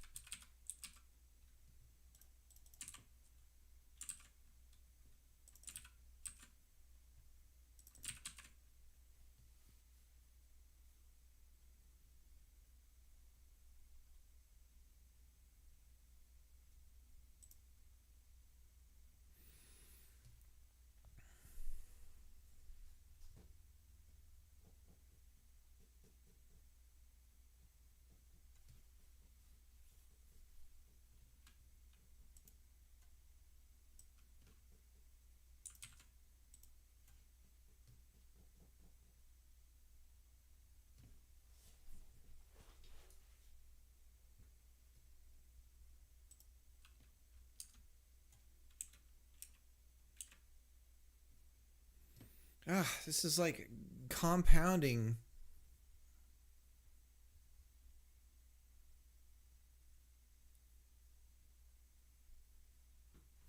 It's really these two right here that are messing this up. The last direction and set the current state. I'll be right back. I'm going to use the restroom, and then I'll be back. But I think we'll have the ghosts going back home, and I think this is going to be done here in a second. That's pretty cool.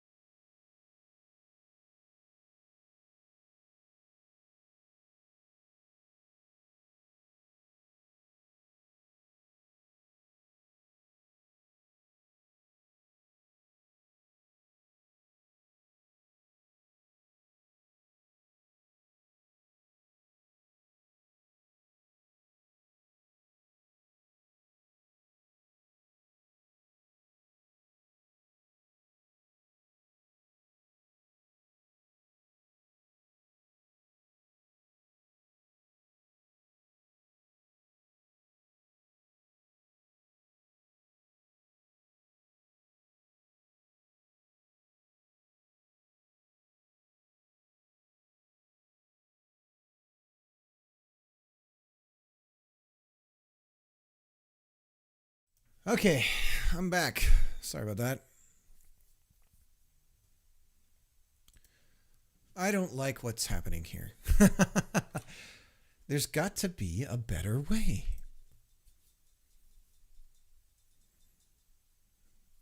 My problem is right. Why am I calling these twice? Because. Mm-hmm.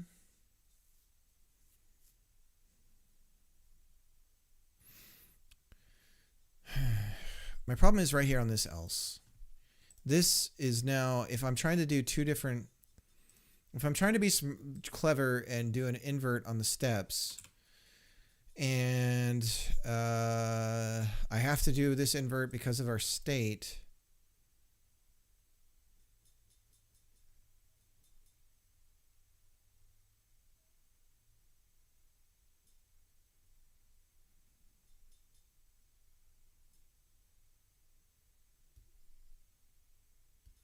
How do I get clever about...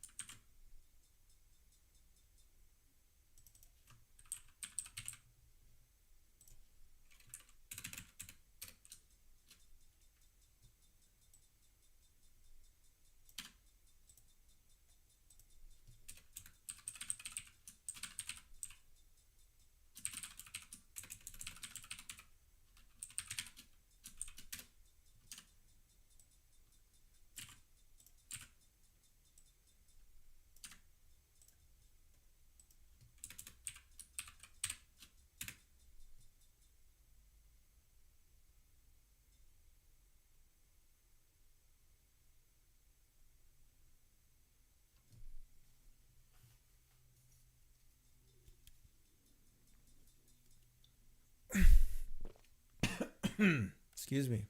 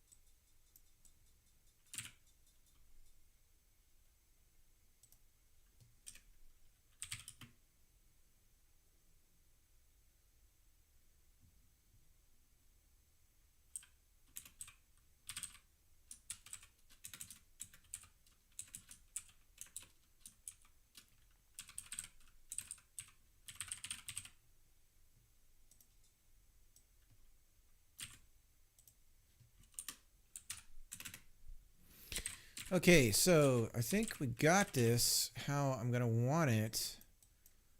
And it's not too bad.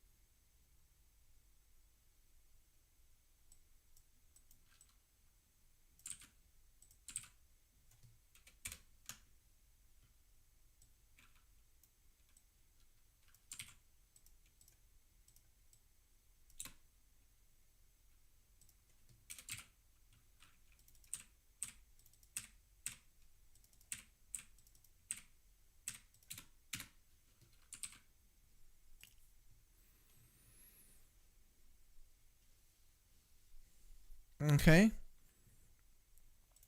Let's just see what happens here.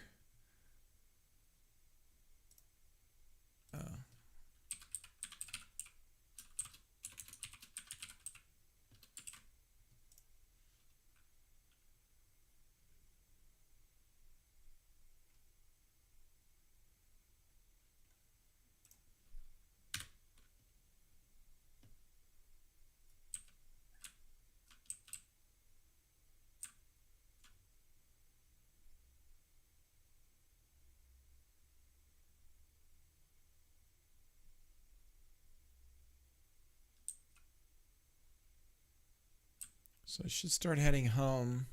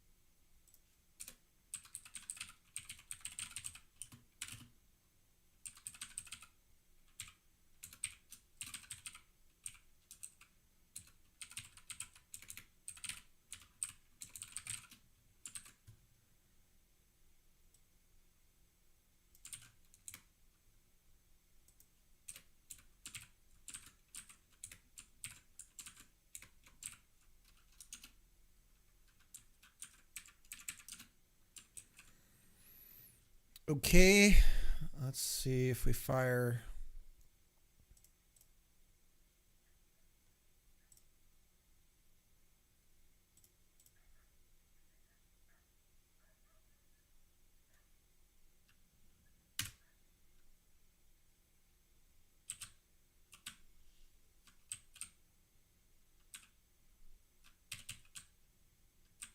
I forgot to bring my controller too.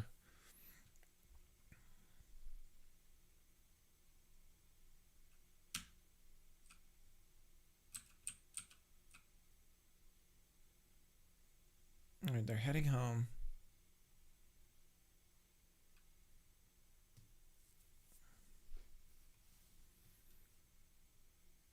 Home steps.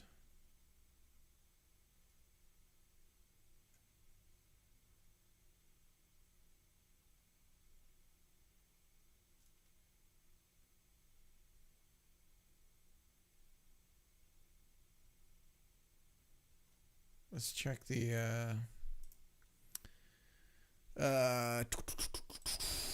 members here.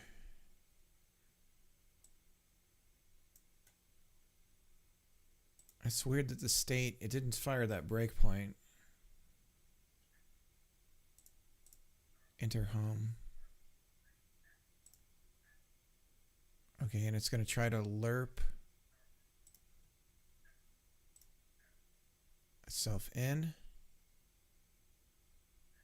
Update state. Go home. If current cell equals home cell. Go home cell.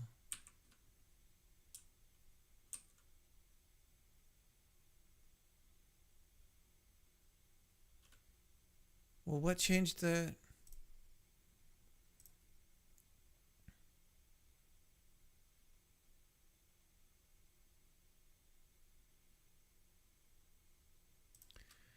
Wait a second. If current cell equals go home cells vector. This should have fired first. Oh, it did it for the other ghost. Okay. Well, why didn't it pause on the first one? Let's go hunting. Oh, darn it.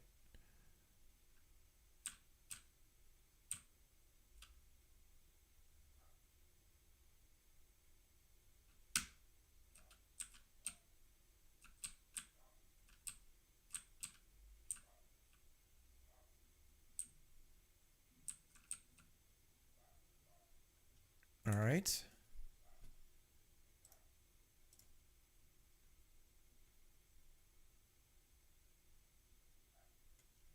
And enter home. We start the interpolation.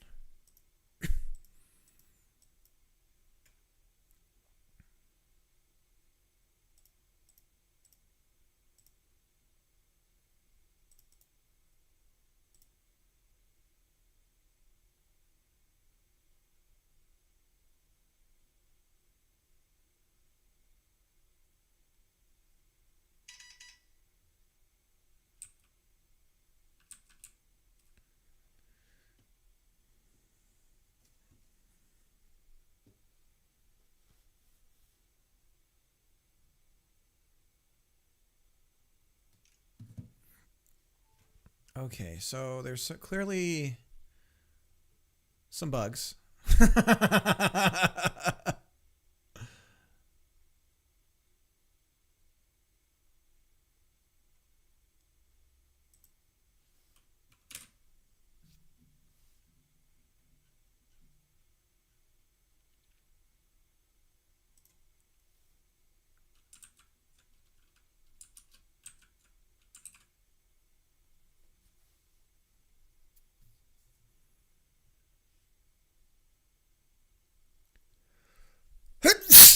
Excuse me.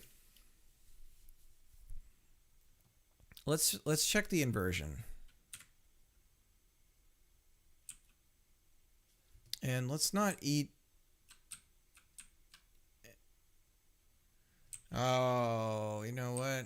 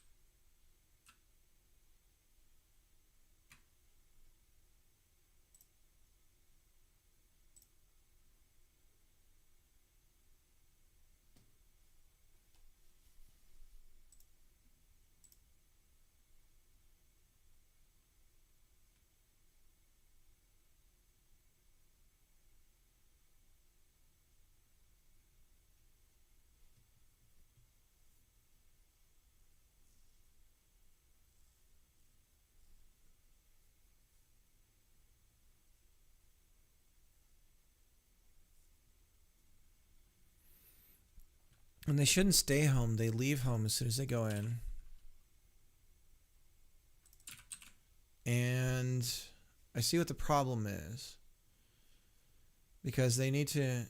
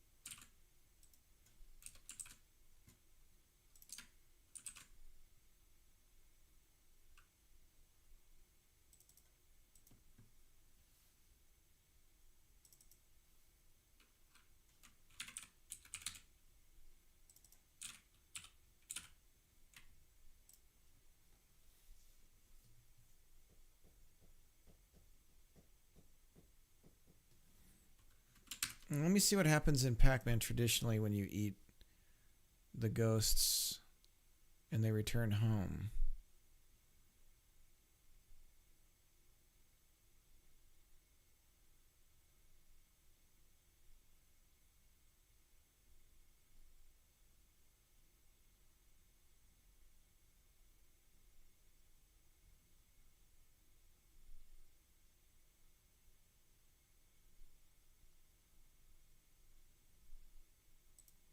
What happens when you eat Blinky?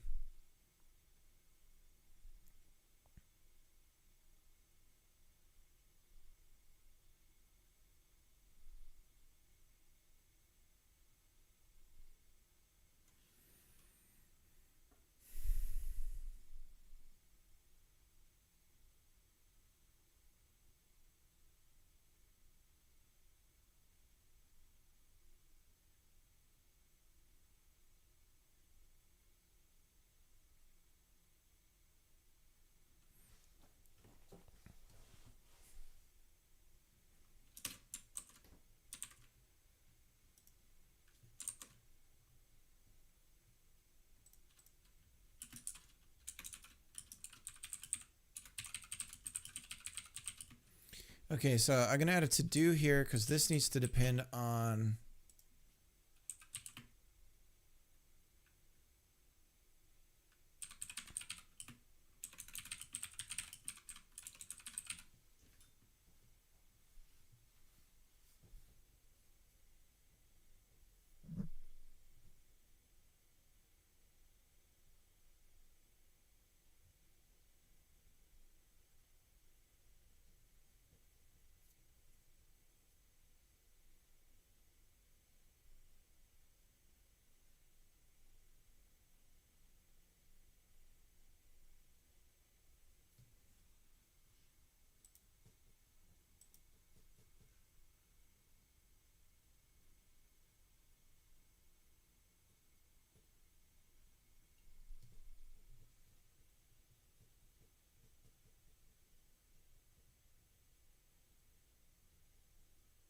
Hey, Stuart, how's it going?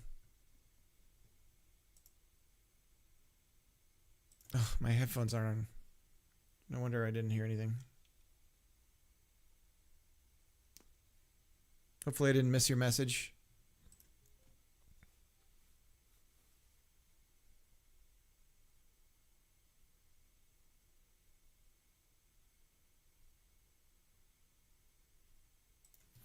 Let me see how long ago it was.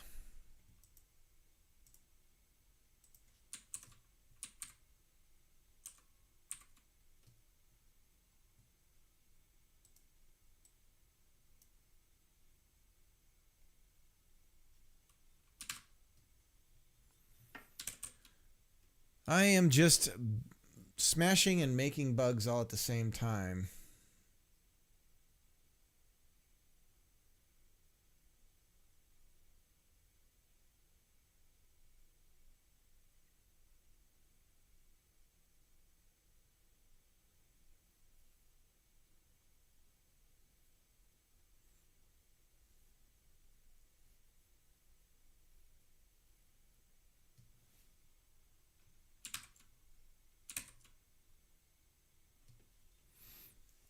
I'm just wondering if I should it's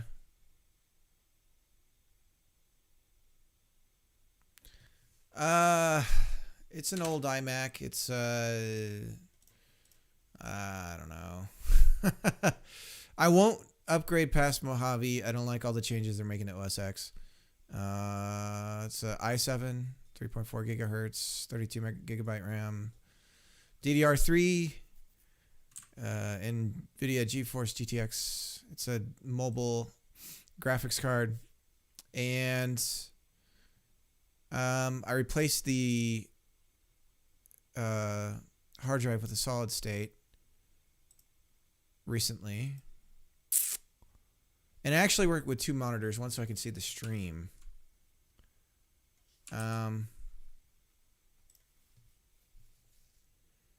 But it's the same. It's also running the stream as well. But luckily OBS on the Mac supports Metal or whatever they call it. So it's using the GPU to do the the encryption for the stream. No problem. Are you doing like an informal survey?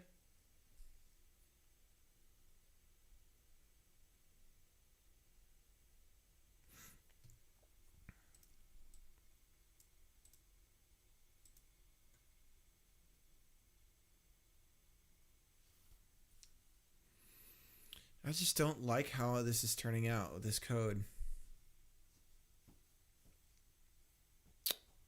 So I'm thinking that I need to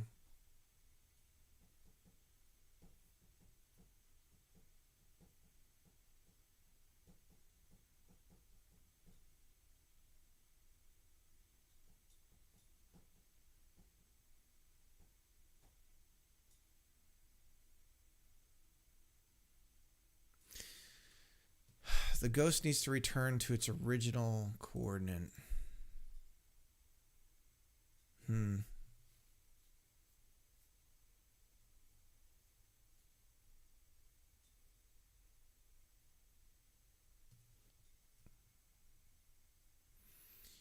I could...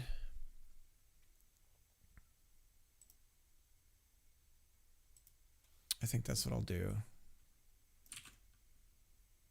So for each of them, I'm going to have individual...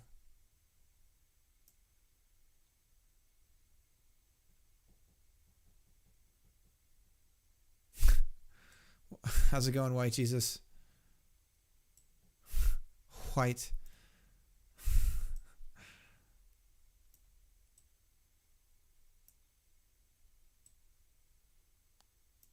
I'm going to close this out. I don't need this.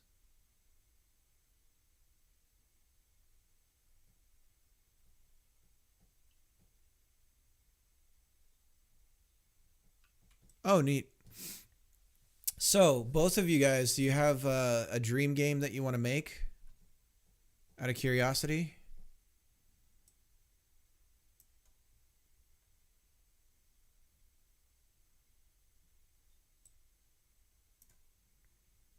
Okay, so let me make this a little bit smaller. So I'm going to make a variable called home state or home steps. I don't like that name, but we're going to go with it for now. Each one is going to have the first initial steps. And we're going to use the ghosts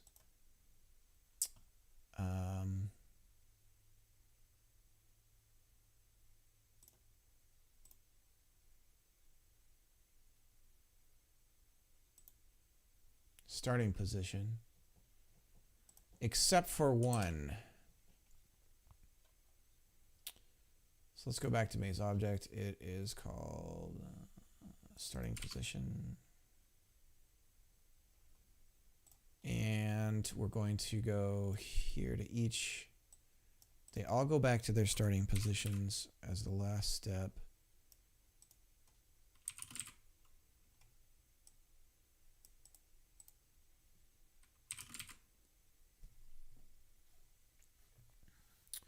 I'm working on a game right now, third-person platformer. It's still early, but the character movement environment is up and running. Starting to make other special mechanics now. Maybe an idle clicker game on a tax department before I start. Clicker games are fun. And the good thing about those is you could easily make it like not only mobile, but web browser.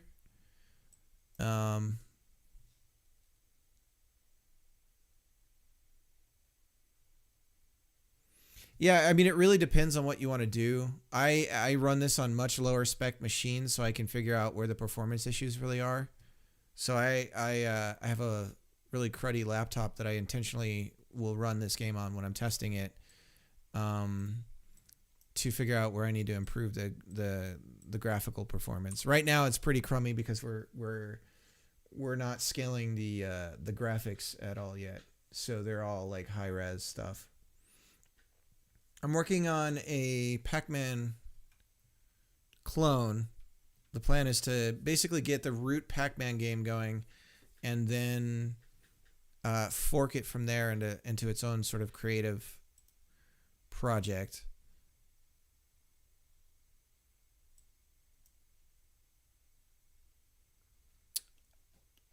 It's I'm using Godot, so I'm not Unity or Unreal. Before I save this, though, let me.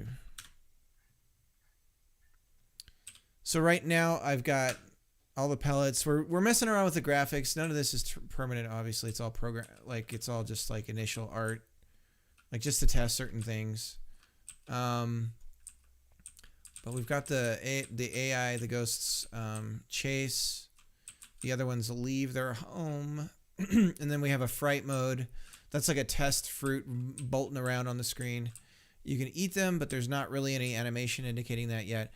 And right now what I'm working on is their go home, the steps that they follow to go home. So that's where the breakpoint's happening right here is a clean way to get them to go back home. So I haven't ever used Unreal or Unity. I came to Godot from GameMaker. I was using GameMaker, and I made like a Wolfenstein clone and a bunch of stuff like that, but I was running into huge problems with the scripting language in GameMaker. I kind of wanted a scripting language. That was another thing. I didn't want to have to deal with the C language, and so I really came to like Godot once I started using it.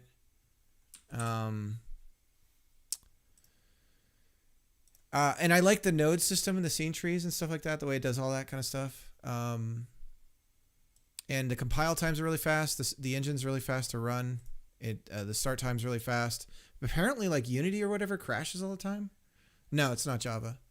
Godot's program, the engine itself is written in C++. And technically, like this is the GUI for Godot right here. But I'm writing, you can use this to write your script, you do your coding and all that stuff. It supports C# and things like that. But I'm using VS Code to do my programming in. And I can do debugging and all that stuff inside VS Code. There's hooks that you can set up in Godot to use VS Code for programming. The scripting language that I'm using is Godot's native one. It's called GDScript. But one thing I'll show, I mean, it's fast. So if I close, I'm not going to save that, but if I close Godot and I reopen it, it opens really, really fast. And it's a binary. There's nothing to install. So it's an extremely fast engine. The whole interface of Godot right here is actually technically a Godot game. It's using all of the API that Godot uses, that Godot has. So it's almost like a recursive, like the IDE is almost like a recursion. It's referencing the engine. So the IDE itself for Godot is Godot, if that makes any sense. It's like a yeah.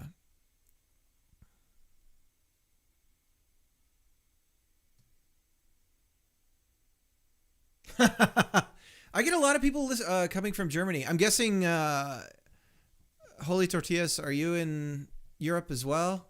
That's 4. It's 4. It's getting to be late. You could be on the East Coast.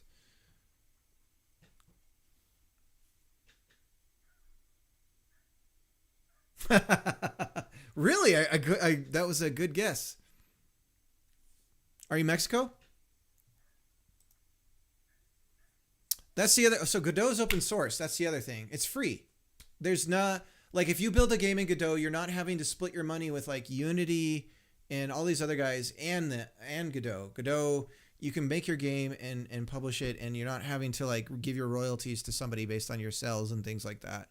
So like if I do make a game that it's worthy of sell, then when I put it on Steam and stuff like that, the only middleman taking my money is Steam besides taxes, obviously. So it's just like one less thing to have.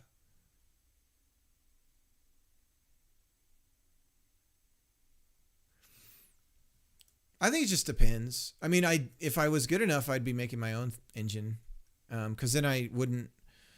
Like I'm doing things right now where I'm like, ugh, I don't know. I don't know if I like what I'm doing. Like all this code, I think I might. I did all this to try to avoid something. And now it turns out that I probably should have just gone with it.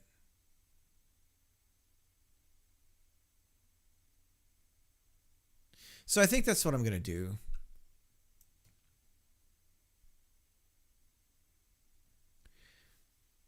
Well, I wanted to get going, and once I did GDScript, it was fast, and I could get something happening quick. And I don't know, like when I first got, like I'm sure I can pick it up, no problem. Like I did Objective-C a long time ago when I made an iPad app. But for my personal, like I just don't want to.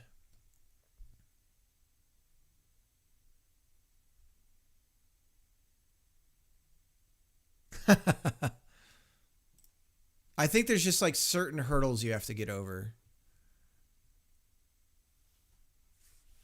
I am wanting to learn C of all the C languages. So that tells you where my brain is at when it comes to C. But C#, I messed around with C#. It doesn't seem like anything too hard or anything like that.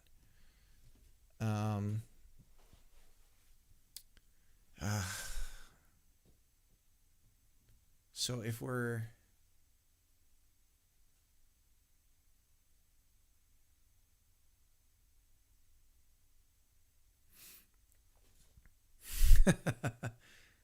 yeah, I think it's just like you either give them a set amount of money or once you're making over a certain amount of money, then you pay them a certain amount, and then basically you just can take it out.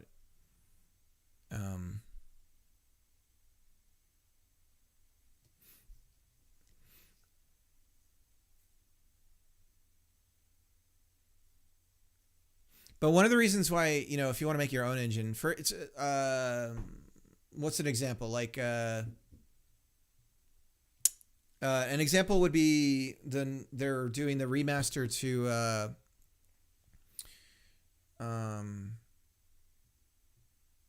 they're doing the remaster to Mass Effect, right?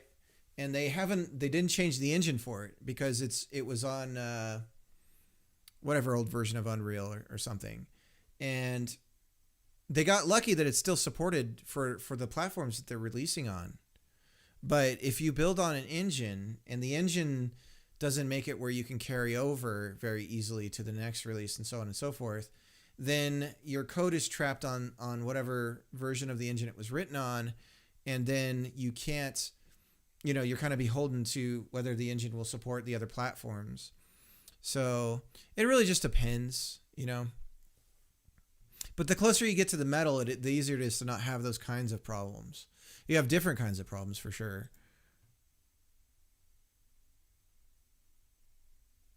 See ya, Tortillas. Have a good one.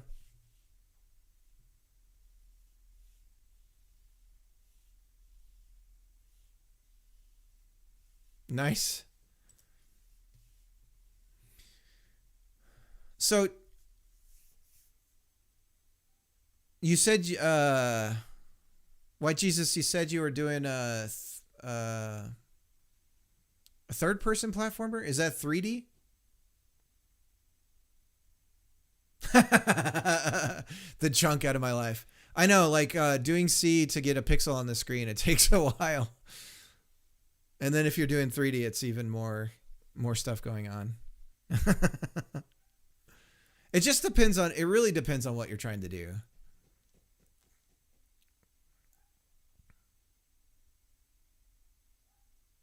Okay, so sorry, I'm now I'm talking to everybody. I'm getting distracted. Yeah, so I think I'm gonna call one interhome, and then we're gonna do if state.current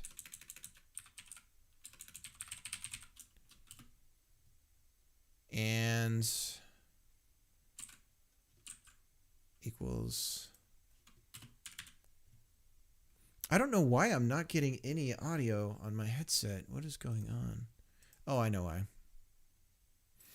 There we go.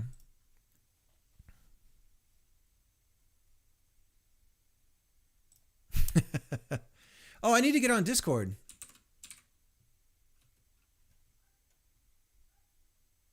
All right, this better not be something. Let me get this over on the other screen.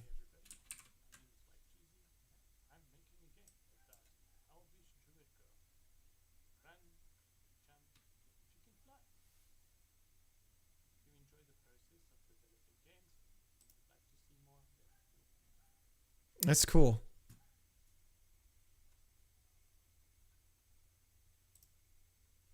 Nice. It looks really good.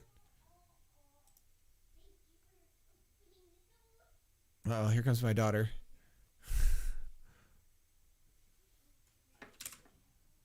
I'll mute it. Yeah, I'll give you a follow. I like the hand flutter thing. That's like Tony Stark, but with fairies. Hi. How's it going? Good. It went good. Yeah, it went good. Mm-hmm. Did you have fun? Mm-hmm. That's good.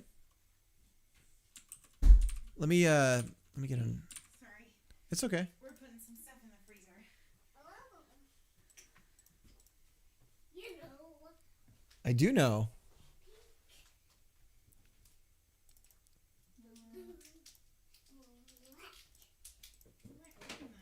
All right, I'm on Discord. I keep forgetting to do that. Okay, Jim. We got a little bit more stuff to bring. Hang on, I'm working on the second monitor here. You guys don't see it on stream.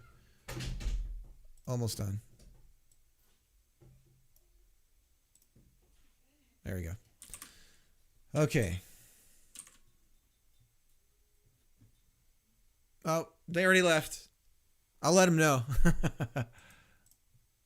All right, let me get back to what I was doing. So are you doing all the art and everything, or is that like a collaborative thing that you're working on?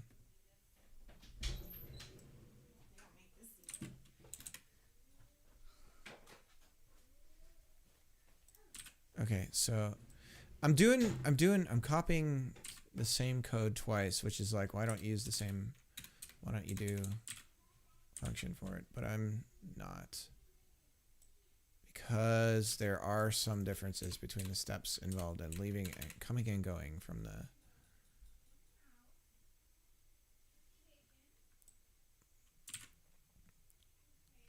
leave home, enter home.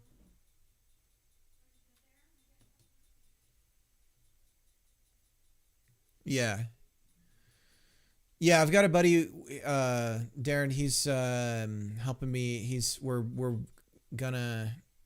taking on the graphical side of it, and I'm doing all the coding. And so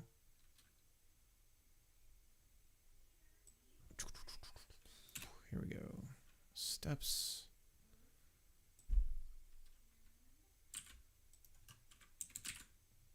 So leave home is the easier one.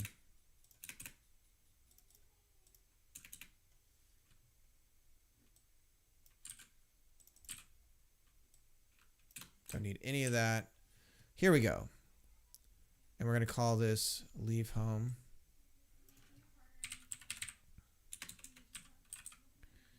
And then we're going to... Yeah. Everyone says hi.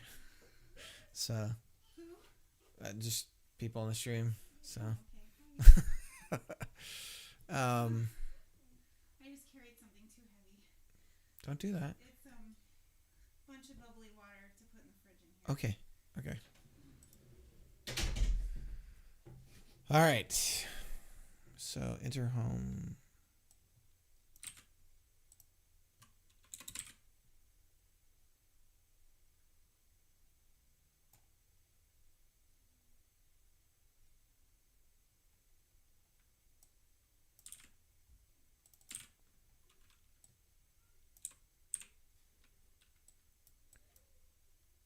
state. But it's not that I'm adverse to like learning a C language. It's just that I kind of fell in love with Godot. I fell in love with how rapidly I could get certain things done.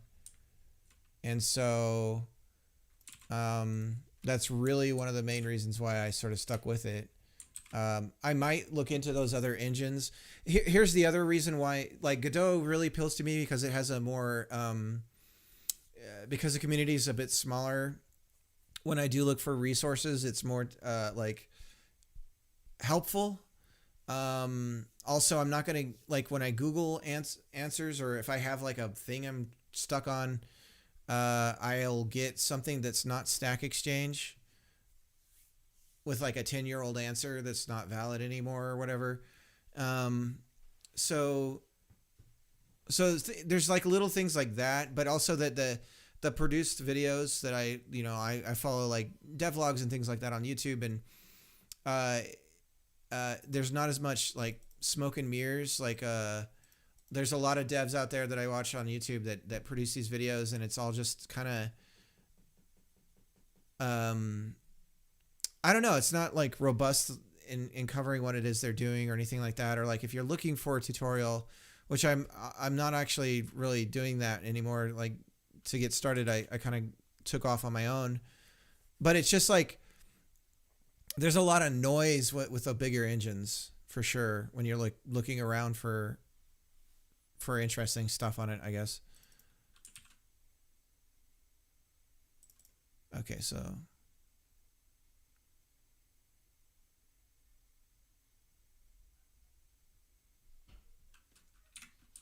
okay. There was an emergency. There's an emergency? No, there was that first emergency. What's going on? Because Mama had to go pee-pee. Oh. Everything's okay? Yeah, see me. All right.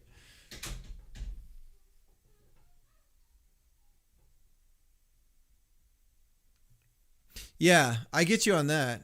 Yeah, I wish Unity would polish and fix what they have instead of flooding us with new features every year. Yeah.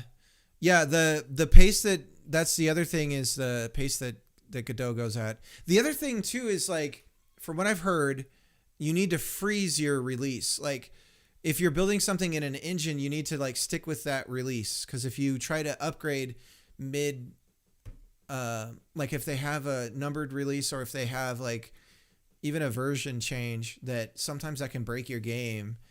And it's better to just stick with a prior release. So you're not trying to squash like weird issues that comes up with that. And then you have your own set of problems with that. Godot is open source, so you could add features to the engine and compile it and then build the game off that if you wanted to.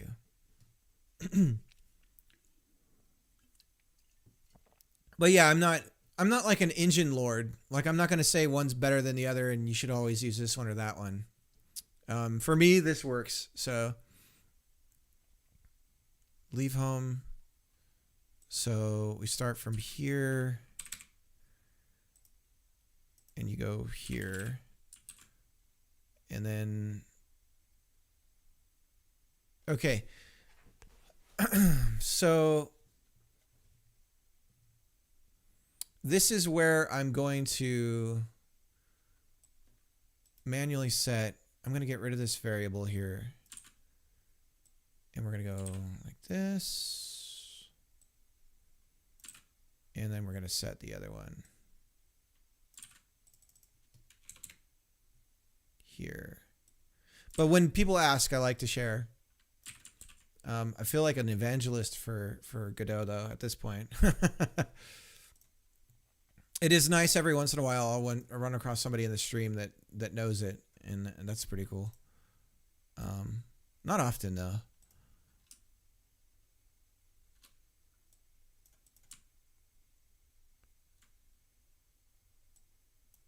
Okay, so these are all the ghost personalities here in these different tabs.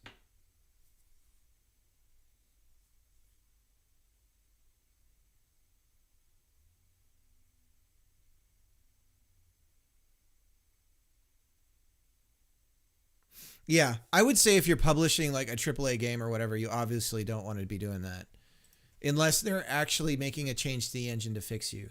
That's the other problem with the big engines is, in a sense, they're kind of up for grabs by the biggest. Um,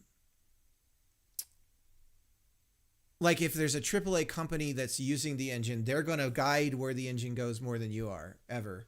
So in a sense, the engine will always point towards the larger companies' feature sets that they're interested in, which may or may not benefit the little guy.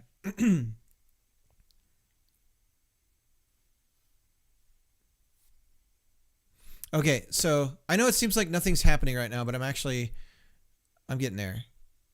So we're the steps for going back home.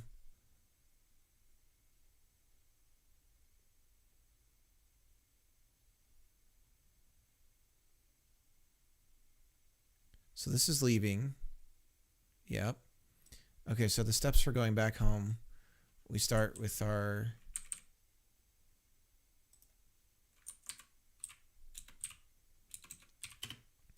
there and then this. Okay.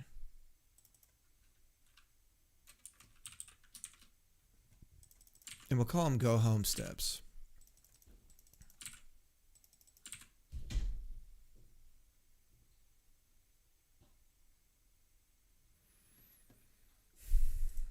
Yeah. Yeah, I mean, it's just a balance. I mean, I like programming. I program for the joy of it. I would love to be able to make games profitable. I'd love to make money doing it. But I don't see that happening anytime soon. But I hope as I get closer to finishing this thing that it certainly looks possible. The problem with it's other, like I think of streaming and I'm like, oh, this is great for marketing, but it really isn't, because all I'm going to get when I stream this stuff is other devs. And they're not necessarily going to be anyone who's going to want to buy this. They might help get the word out maybe, but I think most of us are all the same. Our Twitter, community, like whatever we are on social media and our presence with that is much not, I think that most devs are more likely to follow than to be followed, I guess is what I'm saying. Not to insult anybody, but from that perspective. So I don't see this as like a way of like getting anyone to buy this thing once it's done. It's not not this, but I think that I don't know. I hope that I can, everyone hopes that. So that would be cool. All right, man. Have a good one.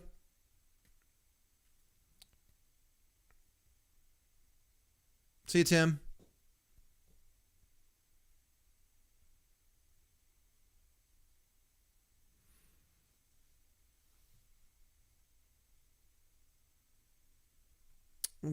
Did Tim say the clicker game? Yeah. Well, that would be easy to slap together in Godot.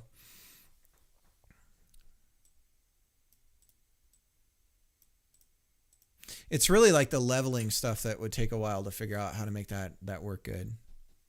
Yeah, I have a friend who loves Cookie Clicker. Yeah, have a good night.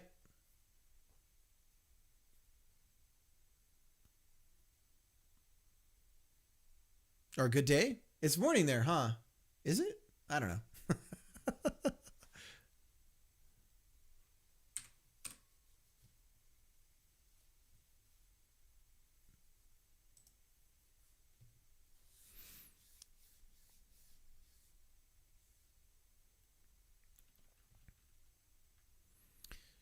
So we're going to use Pinky's start position for Clyde.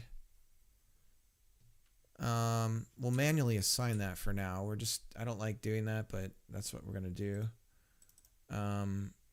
Pinky's start position is that 120, 124.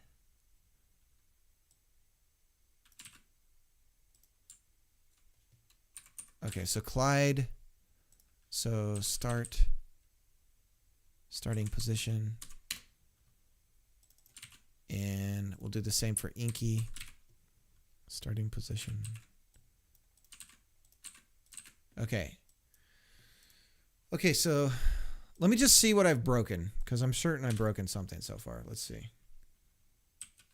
Oh, I've got the This is killing the having that open.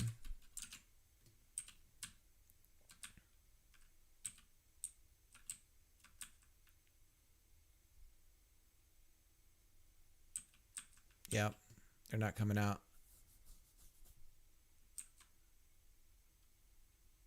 And they're wigging out with their enter home. Leave home. Leave home.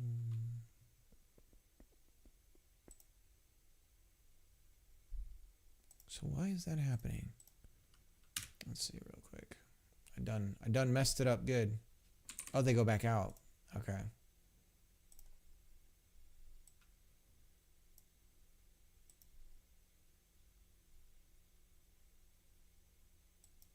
Then we go from there to there. And then we set our current position to this. So that's the problem. Leave home. All right. Let's see. We'll start it up again.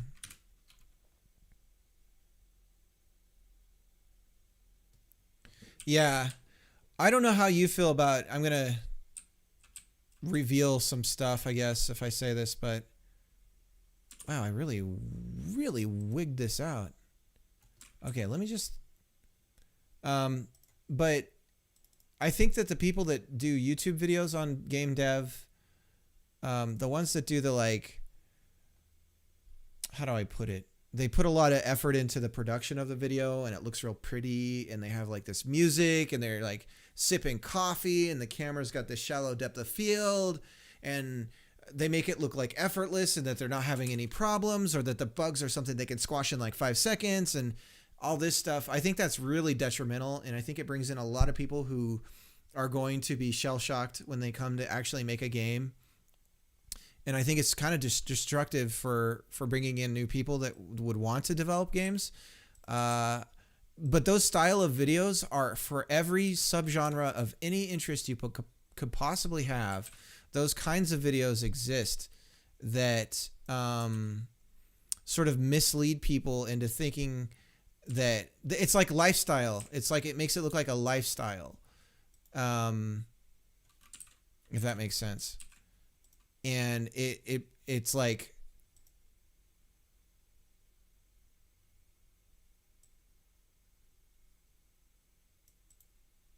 okay, what did I just do?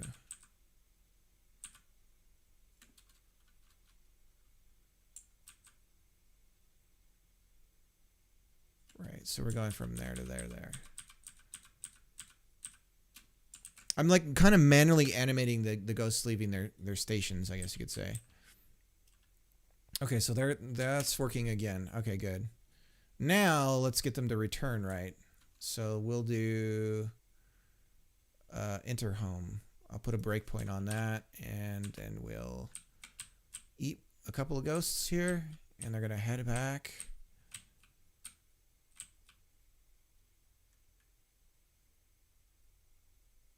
Hopefully I didn't describe you.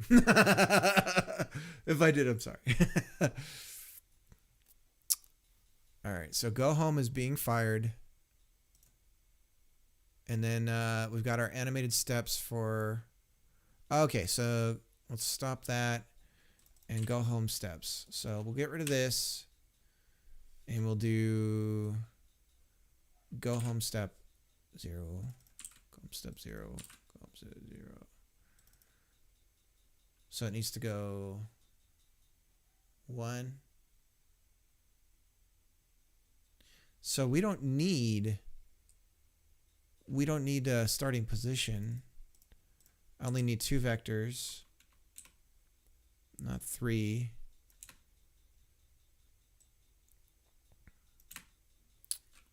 I'm gonna refactor this.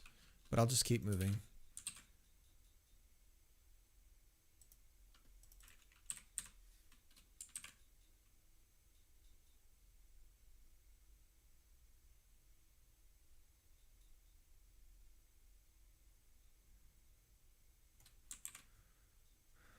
And double check the board.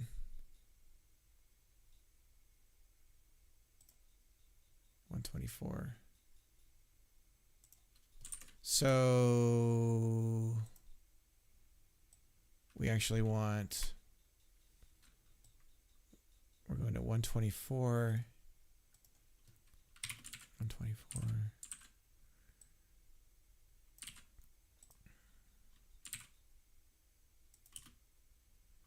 And this should be 124, 124, 124. Okay, let's see if this works on the first shot.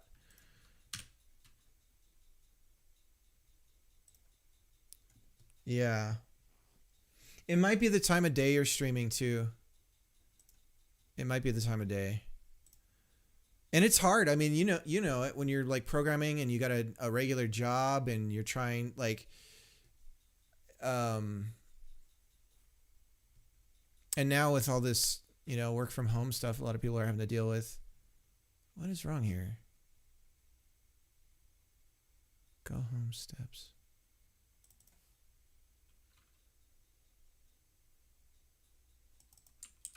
Right, it wouldn't be. It's a global variable. It's right here. Oh, but these are children. Ew.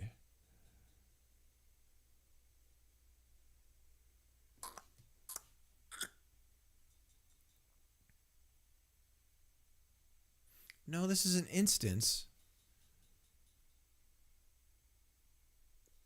This extends, these are instantiations of, so what's the problem?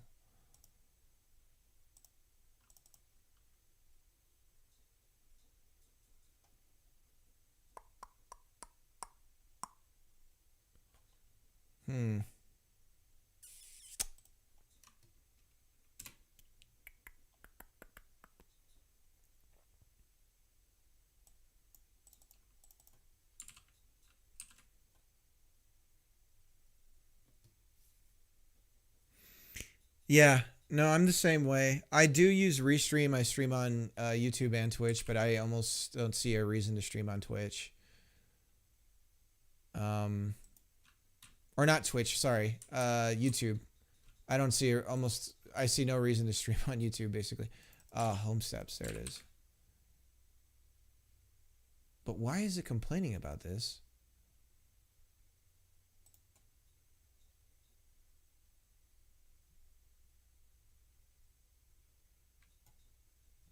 I'm going to close and reopen VS Code because I think that something is funky with it right now.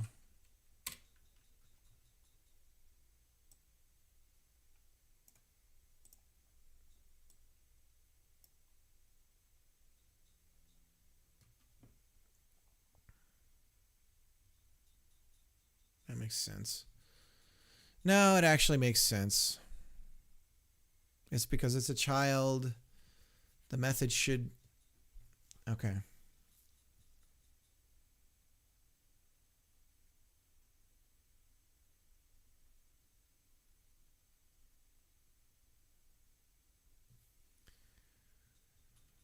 So then what I'll do is I'll declare this variable up here with the rest of this stuff. Go home steps will be an array. Then we'll set the values inside the ready function on the child. And that should fix it.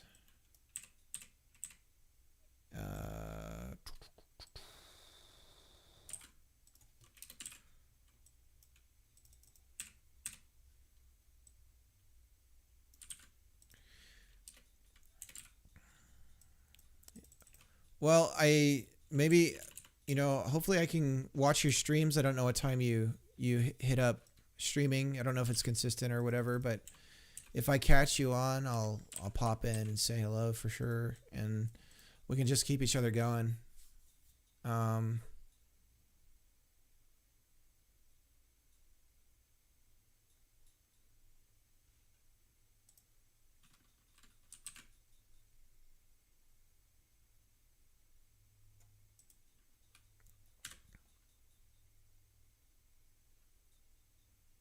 Here we go. So let me try to eat a ghost and see if it returns home.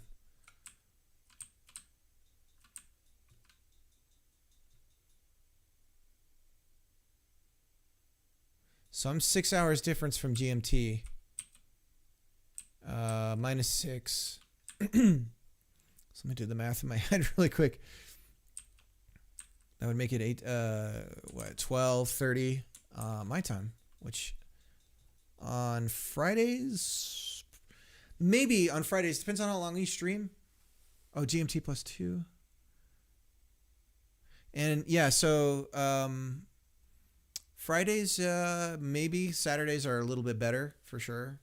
And then of course it depends on when I end up streaming, but I usually stream around 2 to 4 my time, which would oh gosh. I'm not in the mood to do math right now, and it's a really simple math. That's not a good sign. All right, so we're gonna go. The ghost is now hitting it to go home. Let's see what happens.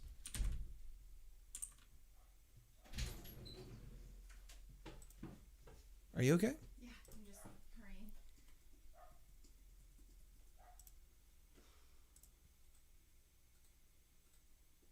Okay, so it's working, but they are certainly wigging out when they leave. But that's good. We're you know, things are good. And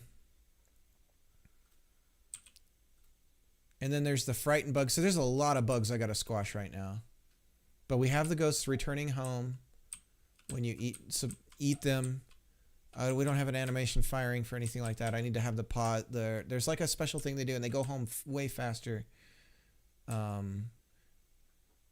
Okay, yeah, there's some weirdness when they're leaving.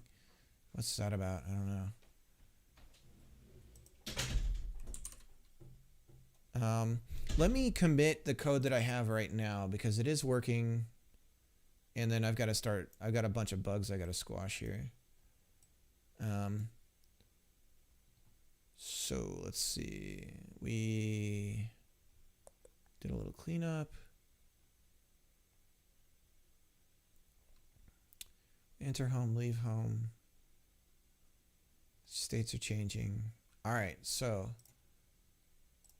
here we go.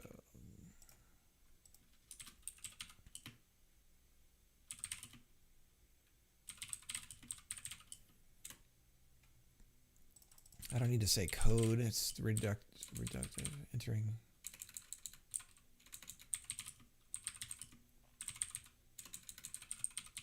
Entering home tweening. And I'll push that out. Okay. Feel good about that. Yeah, no, I'd love to get like a community going, you know? That's the dream of like people that are actually making games and not saying they are. It's sort of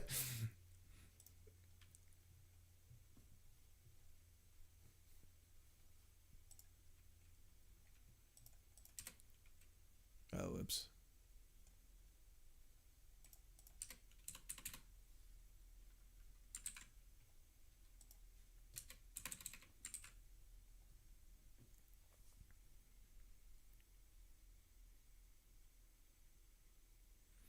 Where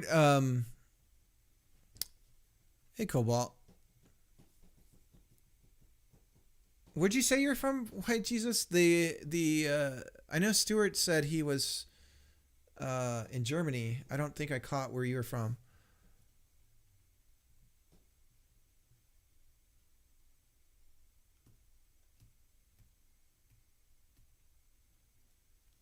Okay, I'll tell you guys my dream game.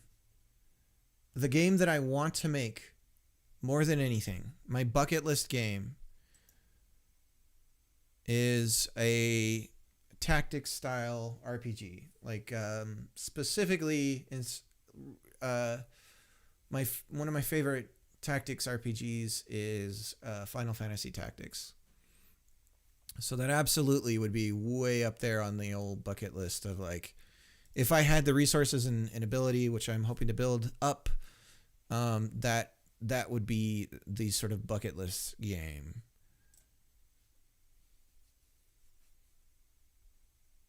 South Africa. Oh, sweet. Man, I should get a map on the wall and start pinging people and where they're from. That'd be really cool. Um,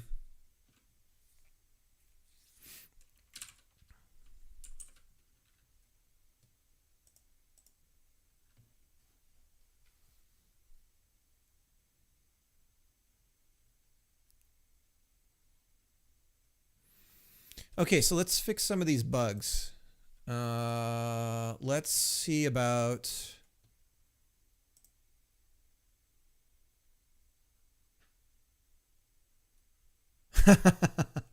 I know what you mean, man. I've searched. I go on and I search programming. Like, it's got to be in science and technology, right? Programming, game development. Nothing. And then inevitably I find a stream and like it's just a code window and silence. And then nobody, like, nothing's happening. And it's like, ah!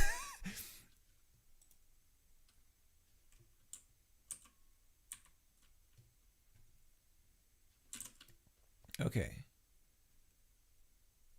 Consuming ghosts, we're done with that. Work out ghost state reset. Consuming ghosts is done. So, work out pause state. Restart level timer on player death. Level timer. No, I haven't done level timer yet. Let's see.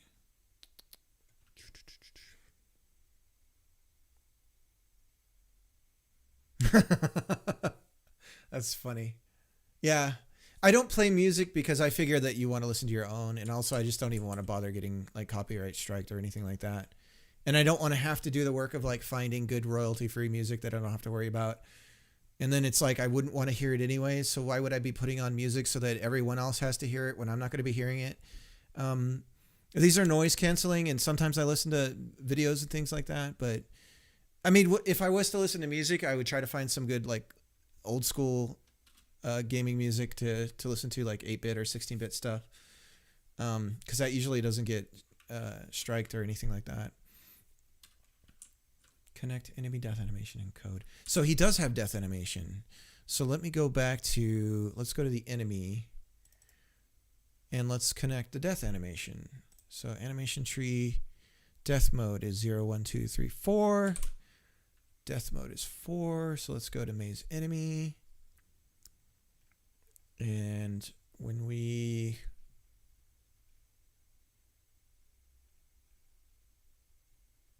object collided, frightened, state equals current, go home. And then we're going to set the animation tree to play animation 0, 1, 2, 3, 4. I haven't seen this animation. I'm curious what it looks like. Let's do it.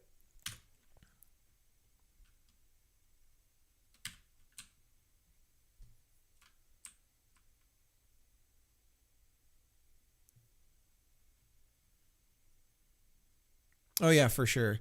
I try to just vocalize what it is I'm doing and what it is I'm thinking. I want to talk to people though. Okay, so they have like a tilted thing. Can I get him? Can I get him?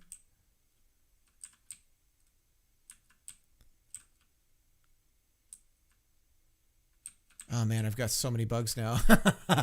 Let me play the death animation. I'm just curious what it looks like. Chase. Frightened is that. So death, the things are just supposed to go away. So I wonder why it's not firing right.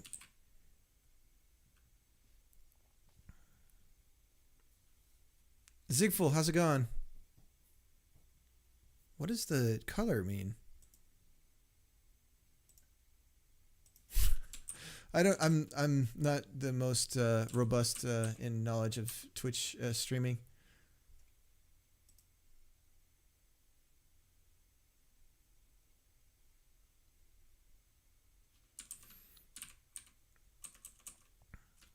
Yeah, some art streamers, the audience is really there to hang out, so I talk a lot.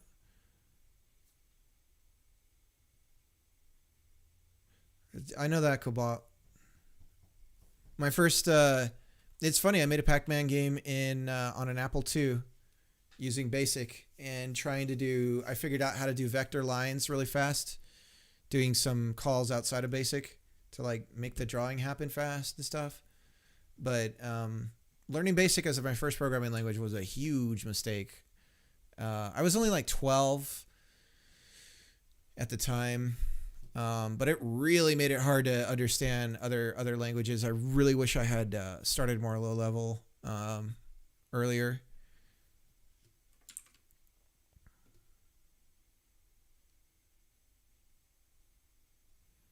Yeah, if you guys want to hit up the Discord and share your stuff too, you guys can do that if you got screenshots and things like that.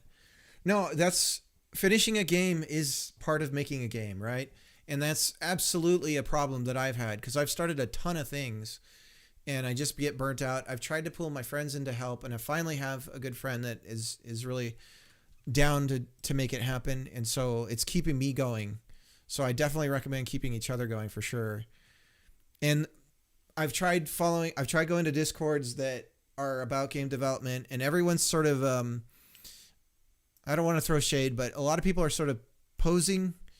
They're not actually really doing anything. Or they're there because they just want someone to help them and they don't really want to contribute anything. They have like a current problem that they want to, yeah, it should be it's on the screen right now, and it should be in the, but let me put it up in there. I'm actually in the audio right now. So long as you don't say anything naughty, we could talk there. You're going to have to mute the stream though.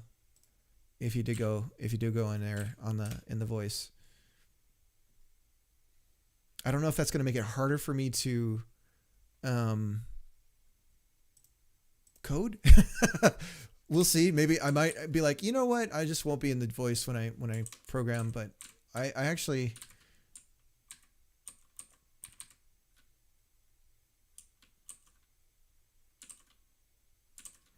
okay.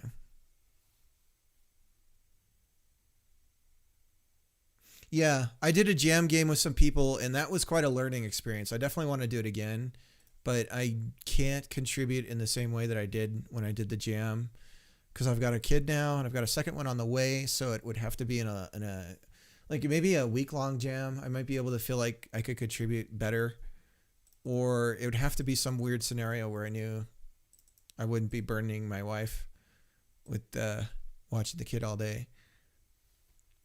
Okay, so let's just look at the first bugs. I might run and grab a controller too, because I'm using the keyboard right now to control.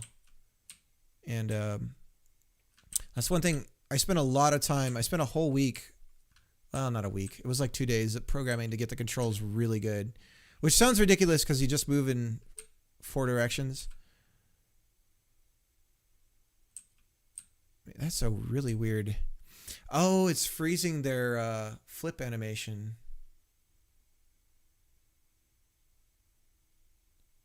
What is that about when they leave?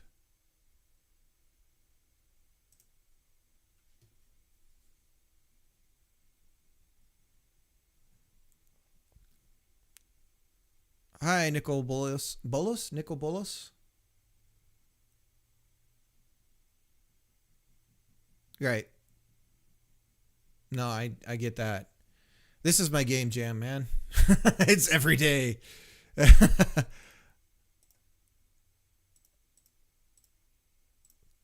Okay, so chase mode. Maybe that's what we'll set that to idle. There we go. Maybe it had something to do with that. Okay, but what bug should I fix first? This leaving the home thing is weird. Let's figure that out. So let's go to the maze enemy. We're gonna close all the ghosts. We don't need that code anymore.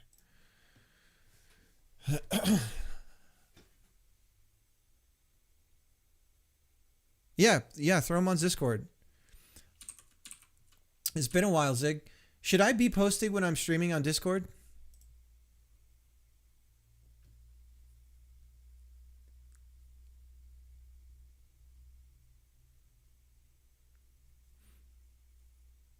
The thinking that I have right now is that I have this idea that if you have like a big ass game that you want to make, and you can make them make individual little games that are elements of the bigger game and just work your way towards it by building out your sort of master game engine. Like if you have the dream game, like I'm saying, like tactics, then you build out elements of the game and make your own version of a game that is part of that. I don't know if I'm making any sense. Cobalt, have a good one. Once hosted an online jam that lasted a month. Yeah, I read that already. Yeah, let me get on Discord real quick. I'll hop over there. Let me get in the chat.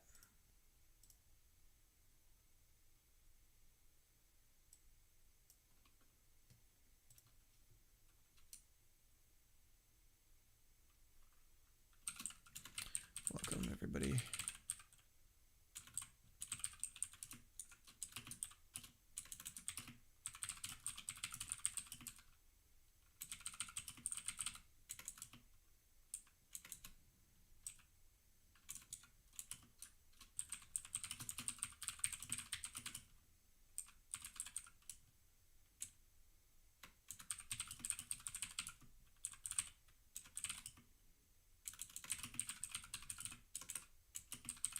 I don't know why I'm now I'm talking to you guys in Discord. It's like Inception.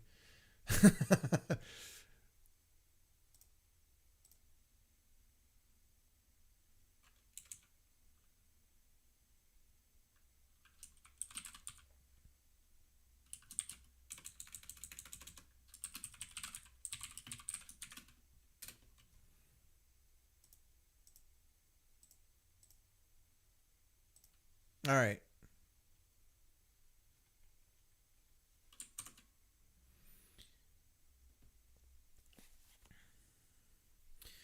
Well, I definitely like I'm wanting to get like I don't know how much work I could put into like managing a community, but like if I can just get cool people together that want to make games and talk about it and share their stuff and like keep people going and be pragmatic and practical about what it takes to make a game and but be supportive kind of thing. That's what if I was to describe what I would like to see like a Discord or something like that become, that's for sure it. Man, I've been streaming for a long time, but I am trying to catch up because I didn't get to stream yesterday. Let's see. Leave home. So it's something about the last couple of steps.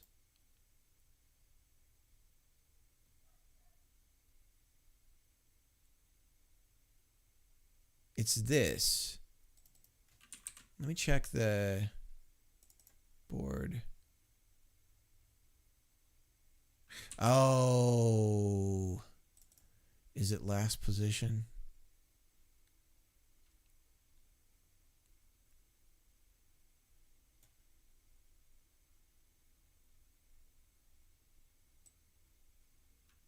I'm going to throw these up here like this and just see. Okay. So I need to work on the the behavior for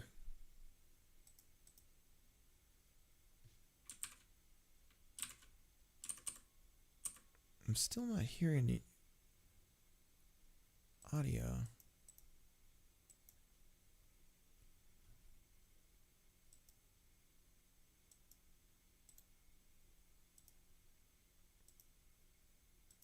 It's weird.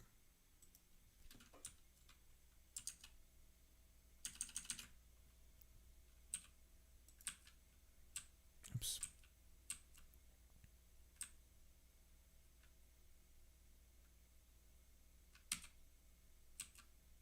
Yeah, so the animation doesn't finish when you... Yeah, it like freezes the... And just snap it into place.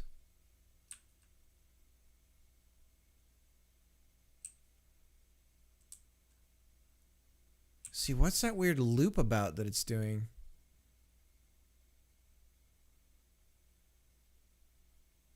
And it's just blinky. Or not, it's not Blinky, it's Clyde.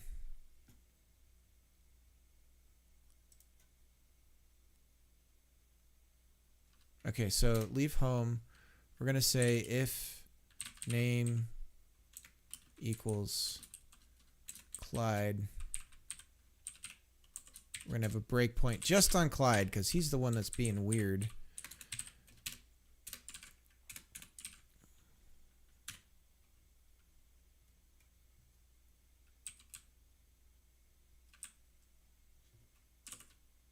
Okay, and let me just double check that my audio is working.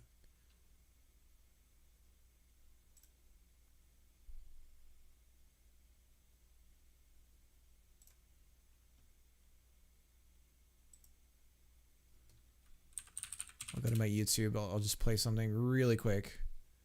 Because for some reason I'm not getting the sound, chat sound. Okay, so yeah, it's working.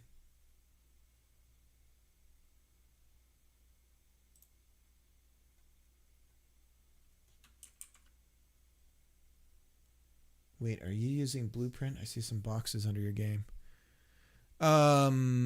No, this is the animation, one of the animation tools in Godot. For the that's called an animation tree in Godot. Okay, so let me do this again.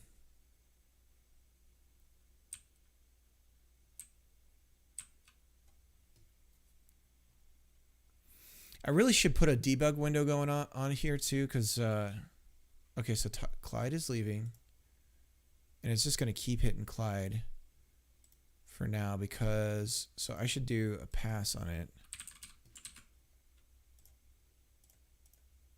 All right, let me manual breakpoint on Clyde. We'll have him leave first.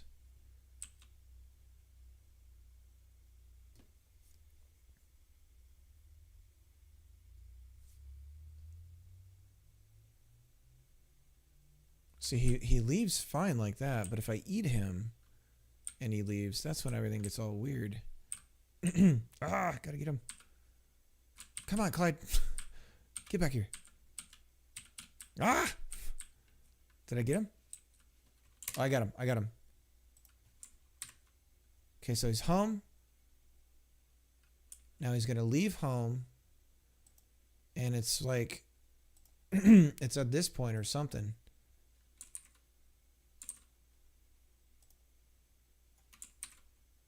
Okay, so now he's going to try.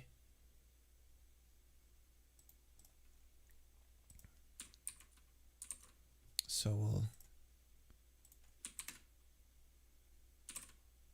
Okay. So we're setting his position to right on center there, 120. So what is the problem?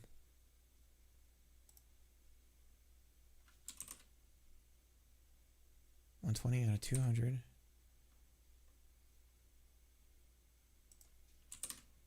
And let's follow. He's changing state. That's good.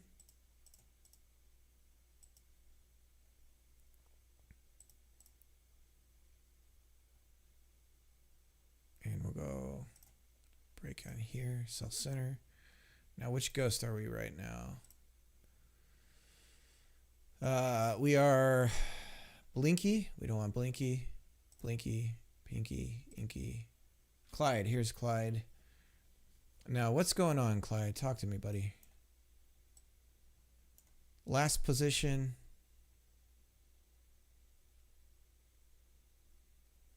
Okay. We're good on our position.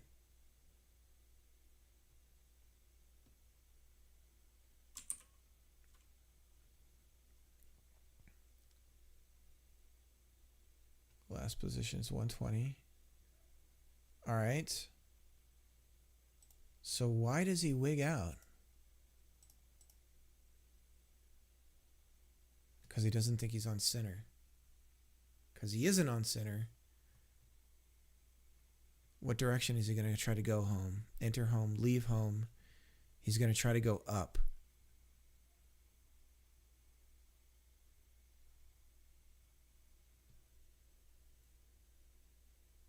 Last direction was set to up.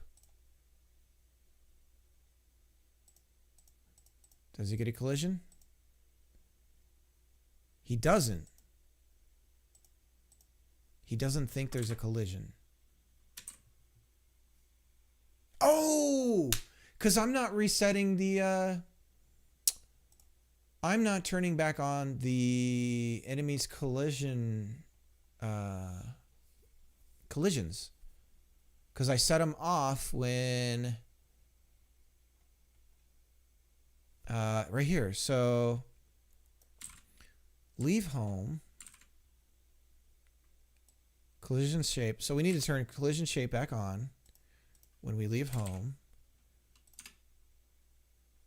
We need to set disable to false. And I guess we could do this. Go home. Enter home.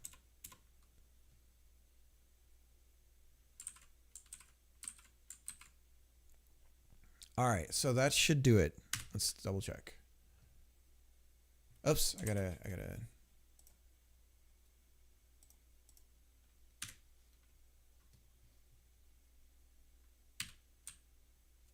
All right.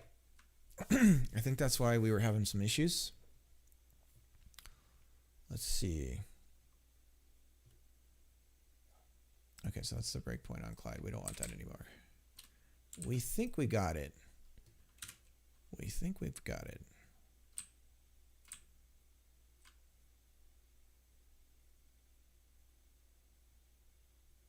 Here comes Clyde. Come and get me, buddy. Come and get me. Boom. Got him. Okay, he's going back home.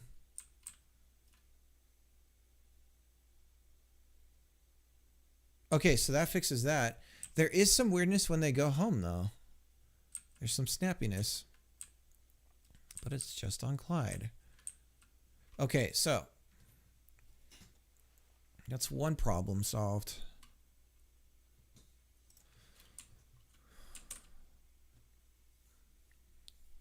Dude, Zig, it's looking good, man, your game. So is this just you practicing art? Or is this like a playable thing?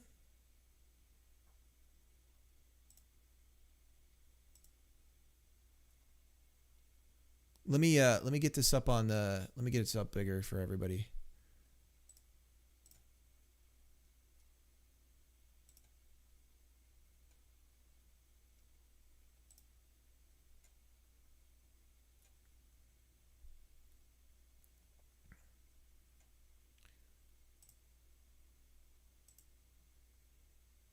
See, that's really cool, that light coming in through the window. Is that a light source? Or is that like baked in, as they say in the biz?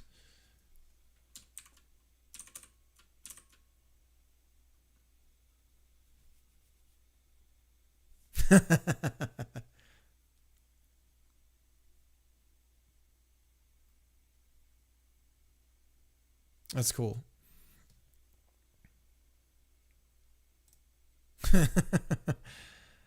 So let me ask you guys, do you guys have any time to play video games? The only time I get to play video games is with my daughter. She's 4 and she loves Pacman.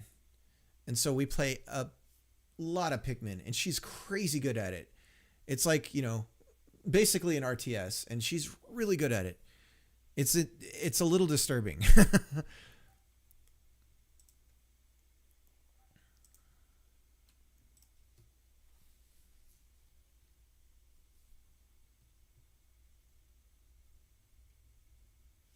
Okay.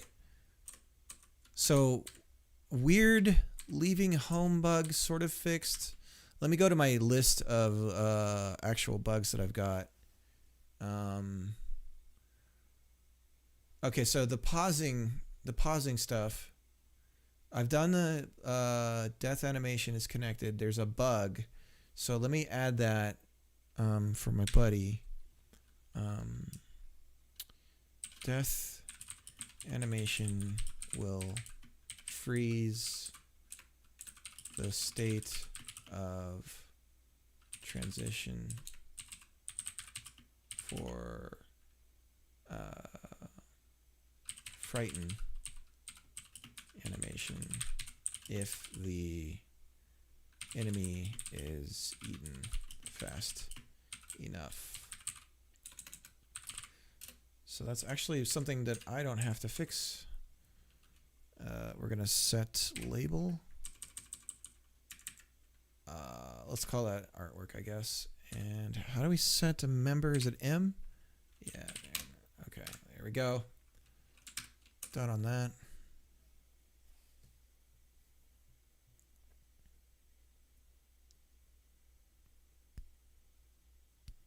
Yeah, same here.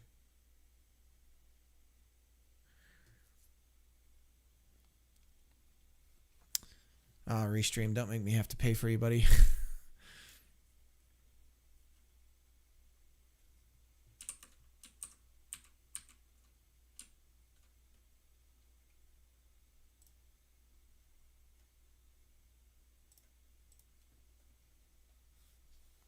Oh man, I don't know what I'm doing right. I'm getting, the weirdest thing is I'm getting followers just outside of my streams. I don't understand. Like I'm getting Twitch followers after I stream, like hours after. I guess people are watching my videos or something. I don't quite get it. Okay, so let me go to, getting distracted here. Work out pause state on death and respawn. That would really make this feel good. The other thing that I need to do for enemies dying, and this will really make it feel like Pacman now, is if they die, frightened state, if object collided state equals go home, speed. Let's do speed times 2. Speed equals, is it object?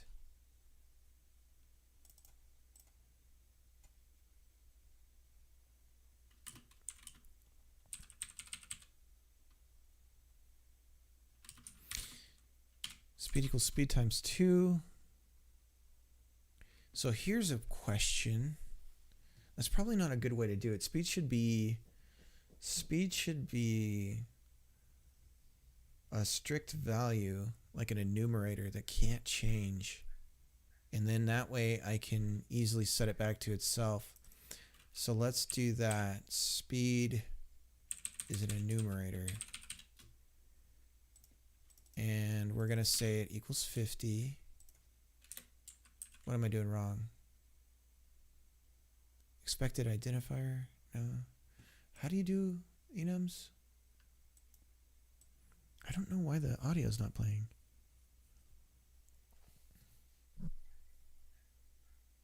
Yeah, that's what I'm going to do with music, because there's no way I can't do music.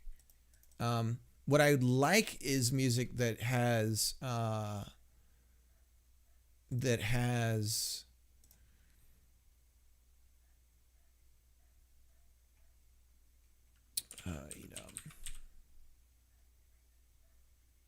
enum's name. So if I go enum speed equals 50. Oops. Okay, so for now I'm setting speed. Let's search here for speed. And we're going to change it to capitalize. Current speed. So we don't want, we want a space. All right, replace all. Okay, so we've changed speed to be enumerated so that I can adjust the speed based on a static value.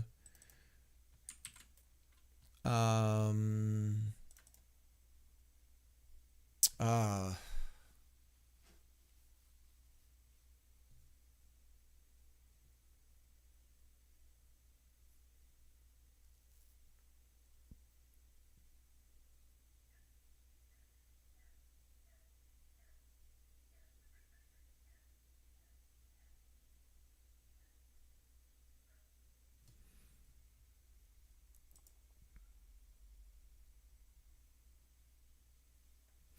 yeah, I mean it's your call ultimately, right?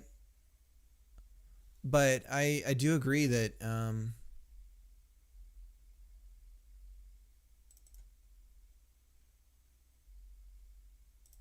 so then that's what we'll do. So maze object. So let me do. So then I would just do var speed. This is kind of silly. I'm doing speed equals speed equals speed. Not really. But I'm using an enumerator for it.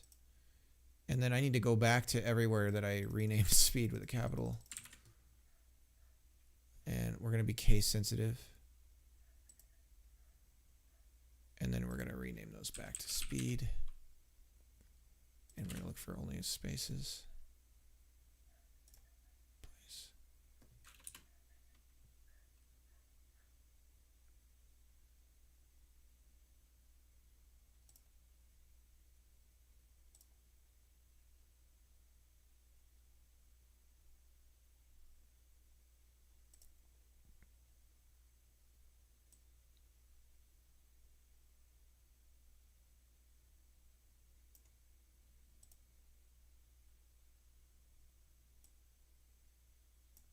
Okay, this actually makes a lot of sense to me. So I'm setting an enumerator with the base value. Okay, of course it screwed it up. So that when I adjust the speed variable, I can easily scale it to different amounts. So speed equals speed times 2. What is it complaining about? Speed is not declared in the current scope. That's because it's an enumerator. What'd you talk about, Willis? It's right there. Oh, is that the problem?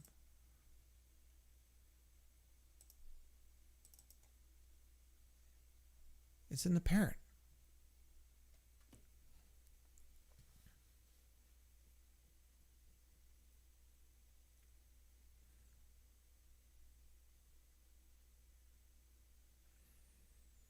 Yeah, and I mean, think about, I mean, obviously we're not going to make Minecraft, but if you use Minecraft as an example, the guy who made it made sure that because he was going to be doing the art to start, that he was using that it didn't require too much effort on his part to create the artwork.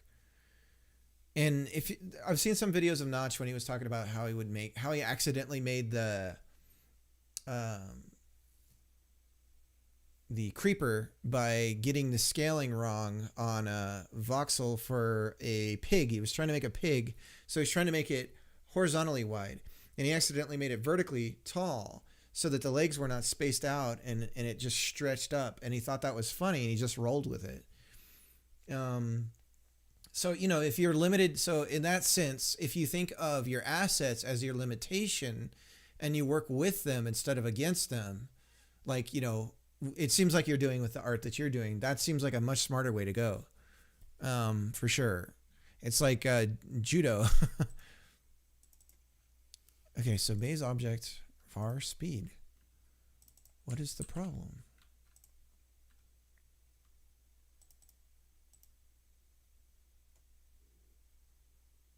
The identifier speed isn't declared in the current scope, but it's a global. I don't understand. Will you run?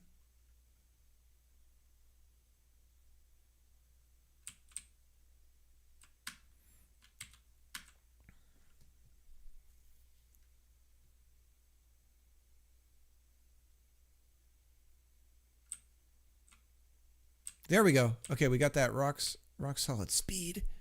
I don't know why it was complaining about. So yeah, it goes twice as fast, and then we set the speed back once we go.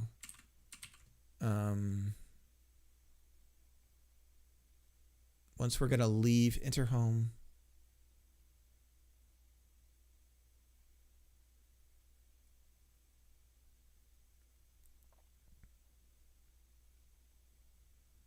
Frightened, we go back home.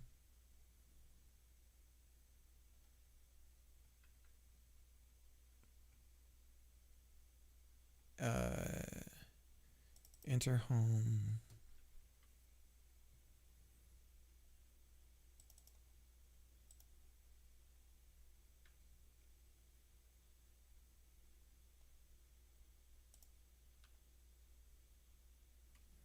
So if we're leaving home, we'll set our speed back to speed. Because otherwise the ghost is going to come out super fast. Okay, so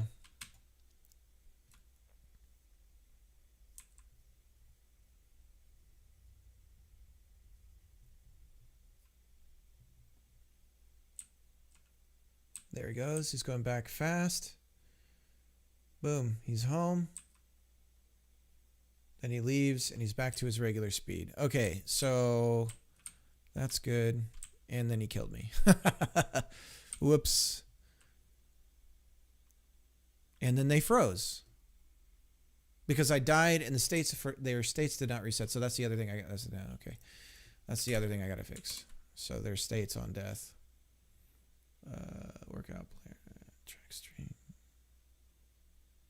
Figuring out unit tests to make sure the mechanics don't. Ghost leaving home. Workout pause state on death and respawn.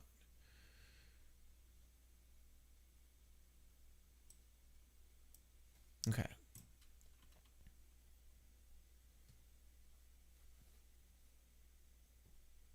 I doubt it. I mean, there's probably some indie games, but actually, if you think about AAA, a lot of times they source out a lot of stuff. And so they're not going to go around, like, for instance, if they need a bunch of rock textures and stuff like that, they're not going to just, like, I mean, you know, in the case of an engine like Frostbite, where they can literally take pictures of the real world and then put that in as a 3D asset, they do a lot of it from scratch. But I believe that AAA games in particular, they source out a lot of stuff. It's just they don't say it. They do it in private. It's contracted work. There's NDAs and non-disclosures and stuff. And so they're buying, even they are buying from other artists to get some of the stuff populated in their game. Because it's probably like that math equation that White Jesus was talking about. Sometimes it's cheaper to just pay someone else to produce the content that you need rather than have your talented artists waste their time taking pictures of rocks, for example.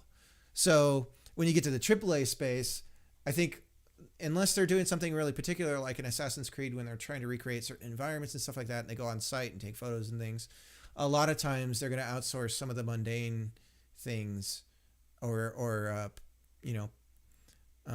purchase it in bulk, like explosions and stuff like that, for sure. They're not just going to like go out and blow something up and then use that to create the shader or whatever that they're using for explosions, like if they're doing a flat texture for it. So they're paying for that stuff for sure. So it happens everywhere. And like that might be something to consider if you're trying to make money. You know, it's like, well, I could do that. I could make that art. So let me.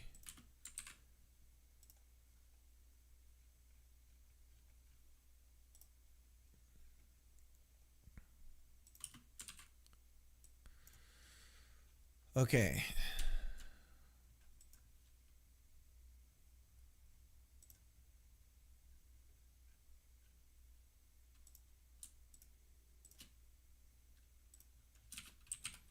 Enemies return home twice as fast as normal speed.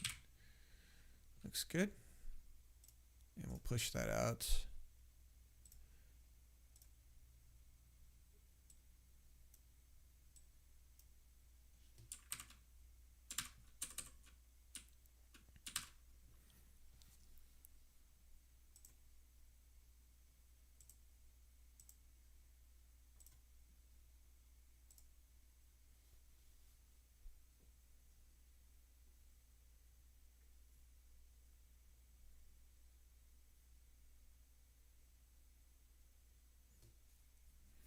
Yeah. And I mean, like if you're doing a racing sim, there's no shortcuts.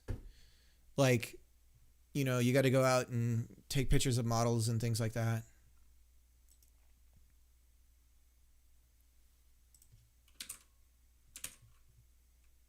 I'll close these out.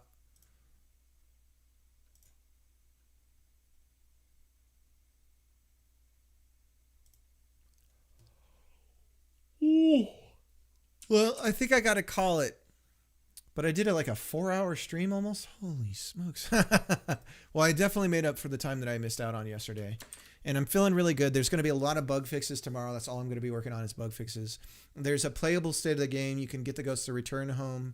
And it's starting to really feel like Pacman. I've mentioned it before, but for people who are just following me, I do plan on fine-tuning the code, like making it really readable and solid. I'll often stop everything, all development progress in sense of like new features or changes to refactor code. So sometimes that'll be a whole stream where I'm just refactoring code to make it clean. I really don't like this right here, how I'm repeating almost the same things. And I think I'm going to go back and change this. I might do it off stream. So something like that. But the other thing that I'm working on is once we have like a playable version of Pacman, air quotes, then we're gonna fork it off, and I'm gonna work on a tutorial series for YouTube, start to finish, how to make this exact thing with my code in Godot. But that's going to be like 10% of my time. 90% of my time is going to be on streaming the actual development of the game. So we'll split the game off and start actually making new features and things like that, and really changing the formula on Pacman, but keeping the heart of it.